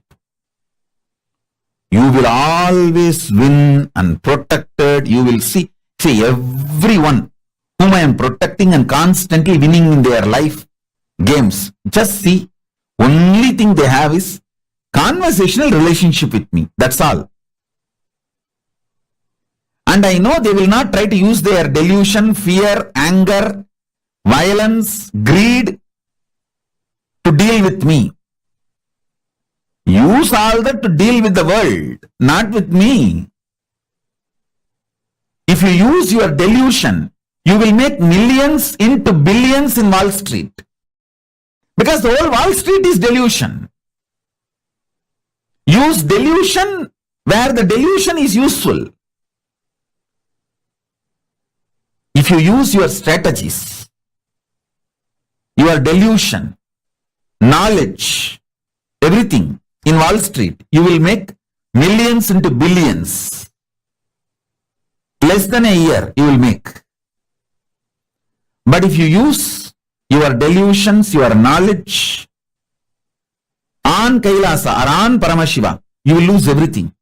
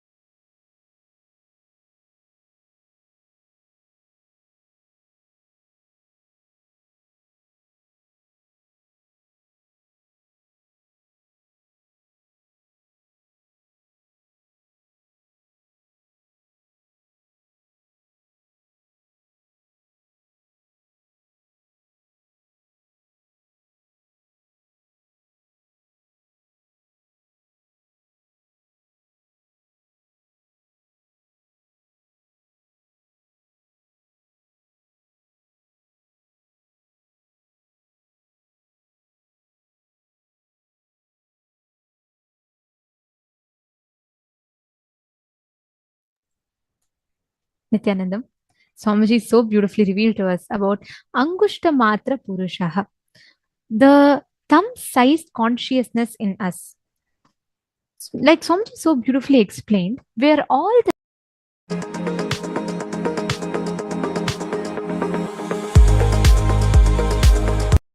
manifest through us. The mirror example that Swamiji gave. The source, when the mirror turns towards the source, we are all only become a pure reflection of the source.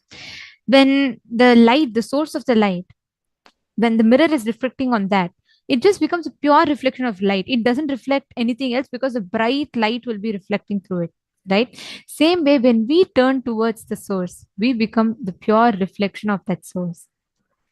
And Swamiji very beautifully explained to all of us about Angushta Matra Purushaha, the thumb-sized consciousness.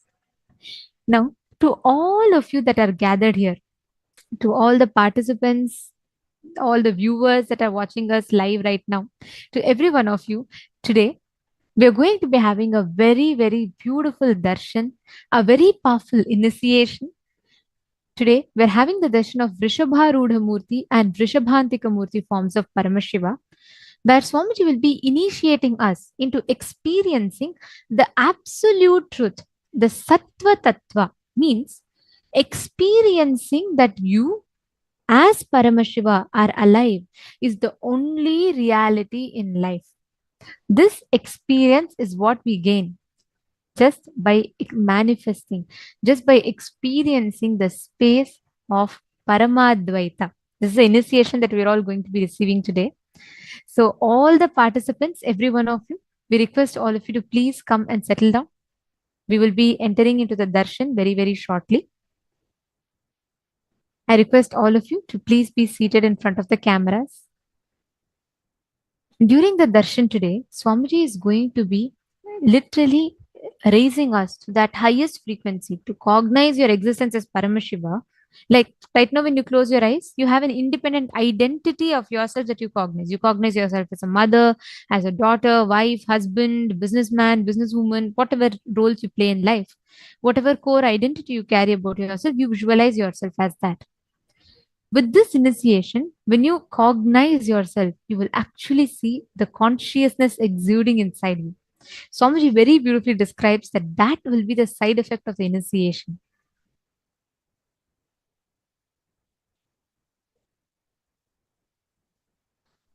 Yes. I request all the participants, every one of you, to please come and settle down. We will now be chanting the Dhyana Shloka of these particular forms of Paramashiva as Vrishabharudha Murti and Vrishabhantika Murti forms of Paramashiva.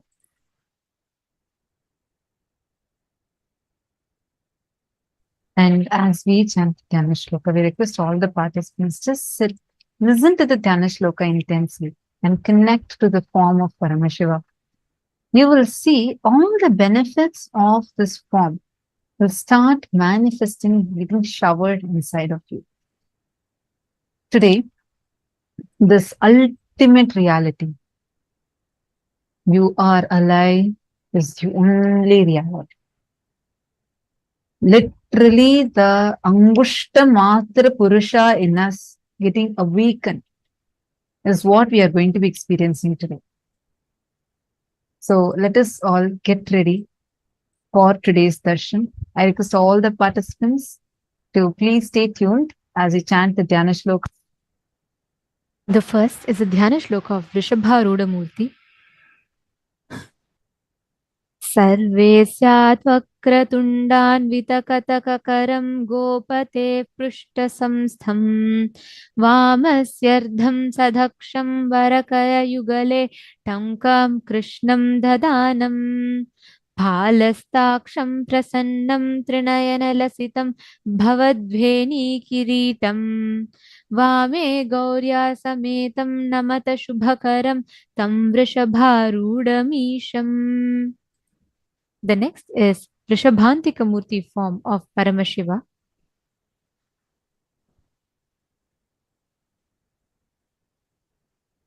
चतुर्भुजं त्रिनेत्रं च मृगं परशुधारिणं धनुर्बाणसमायुक्तम् उमया सहितं तथा सर्वाभरणसमायुक्तं दिव्याभरणसमावृतं पत्रं दधं वामकर्णे दक्षिणे कुण्डलान्वितम् उपवीतसमायुक्तं समभङ्गयुतं शिवं जटामकुटसंयुक्तं विलसद्विद्रुमाङ्गकम् एवं त्रिपुरसंहारम्.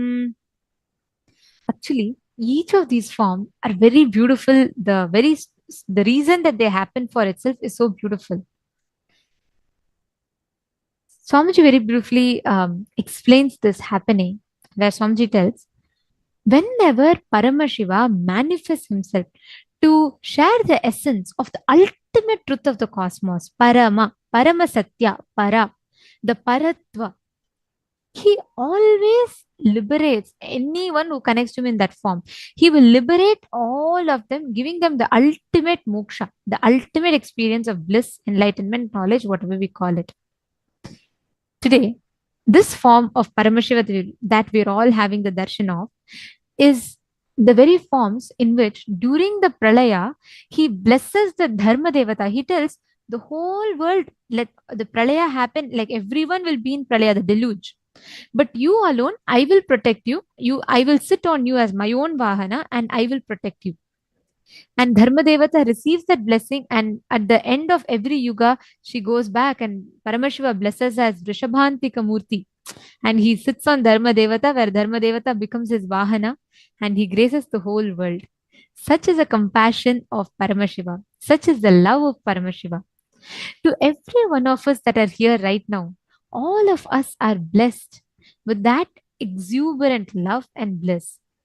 Every single time that we experience, that we are experiencing the connection, like we are experiencing the darshan, this is the exact experience that we have, we go through inside, where Swamiji himself manifests and he blesses us, bestows us with that abundance, bliss and joy from within.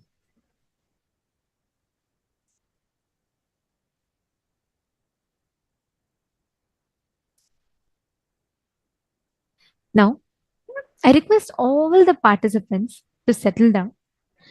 Today, each one of us are going to be experiencing this ultimate bliss, the supreme joy of the darshan. Let us all get ready to receive the darshan. Now, we're all going to be preparing ourselves for the darshan. I request everyone to settle down. Let's understand what is the best space for us to be in to prepare ourselves for the darshan. The space of gratitude. Understand, Swamiji is going to be showering all of us. Swamiji is going to be just showering all the auspiciousness, answering your prayers, showering boons. But how many of you are ready with your inner space to be able to receive it? Ganga is flowing. But whether you're going to get Ganga water through a spoon or through a bucket or through a big tub, it's up to you. What are you going to be receiving that with? Your inner space, how open are you, matters a lot. When Swamiji is showering, actually when the darshan is happening, we are lifted to a space that's actually beyond our normal space and time. That's why you will not have the perception of how much time has actually passed by. Sometimes I see many people are just like so awake, energetic, despite of it being like 2 a.m. midnight, 3 a.m. and like 2 a.m. in the early morning, or 3 a.m. early morning. And I see people just being so energetic, smiling wide, saying Swamiji. How come? How come even physically you are literally transcended to a different state? It's because during darshan, we are lifted out of the space and time that we know of. But it's too important for all of us to understand what kind of inner space are we having to be able to receive this very auspicious powerful darshan. The best space to be in. Any guesses? What is the best space should you be in for receiving the darshan? Please take a few minutes and post in the chat.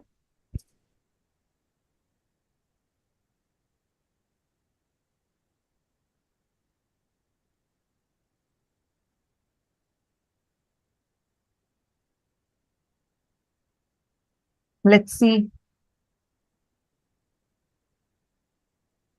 Okay, a few of you have posted the right answer. What's the right answer? All the participants. You cannot guess seeing another person's answer because here we have like 10 rooms that we are having. What is the best space to be in?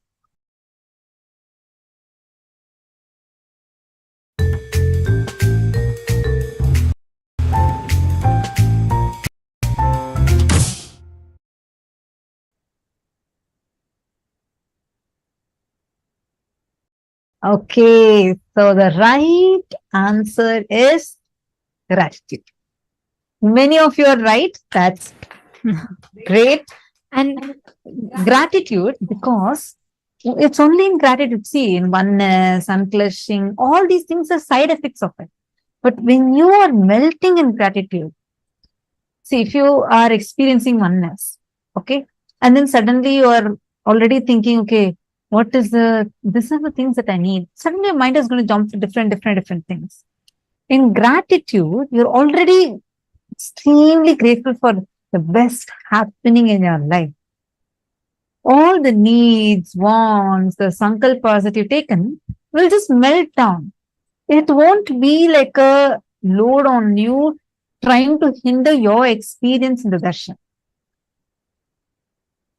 From that space, just being extremely grateful for everything that you have been showered with. All your problems will simply dissolve your inner space. When Ganga floods, when Ganga is shallow, all the rocks in Ganga will look big. It look like huge boulders. But when she floods, the rocks will simply disappear. Same way, when you're flooded with gratitude, all the problems, the incompletions you have, stress you have, everything will just melt down, disappear. And actually, it's a very beautiful thing. Whenever you are experiencing gratitude, right? It is scientifically proven when you are in the space of gratitude, the way your brain is the way your brain rewires itself is such that it becomes so deeply receptive to life. So whatever happens in life, the way when you are in the space of gratitude, you will experience bliss by the very nature. And at that time, when you catch a glimpse of the darshan, it is a different experience. Your whole being is raised to the highest level of consciousness. Now, let us all get ready to receive the darshan. I request all the participants to sit straight with your head, neck, and spine in a straight line. Please chant the Mahavakya. Let us all get ready to receive the darshan of Rishabharudha Murti and Rishabhantika Murti forms of Paramashiva. Today, due to the intense samadhi of the Supreme Pontiff of Hinduism, we will be having the alive darshan of Rishabharudha Murti and Rishabhantika Murti forms of Paramashiva. And we request all of you to intensely connect. Swamiji is intensely manifesting through his samadhi. And we request every one of you to connect to this form and post all your prayers, boons, and blessings requests to Swamiji. Let us get ready, enter into the darshan. Om Nithyananda Paramashivoham. Paramashivoham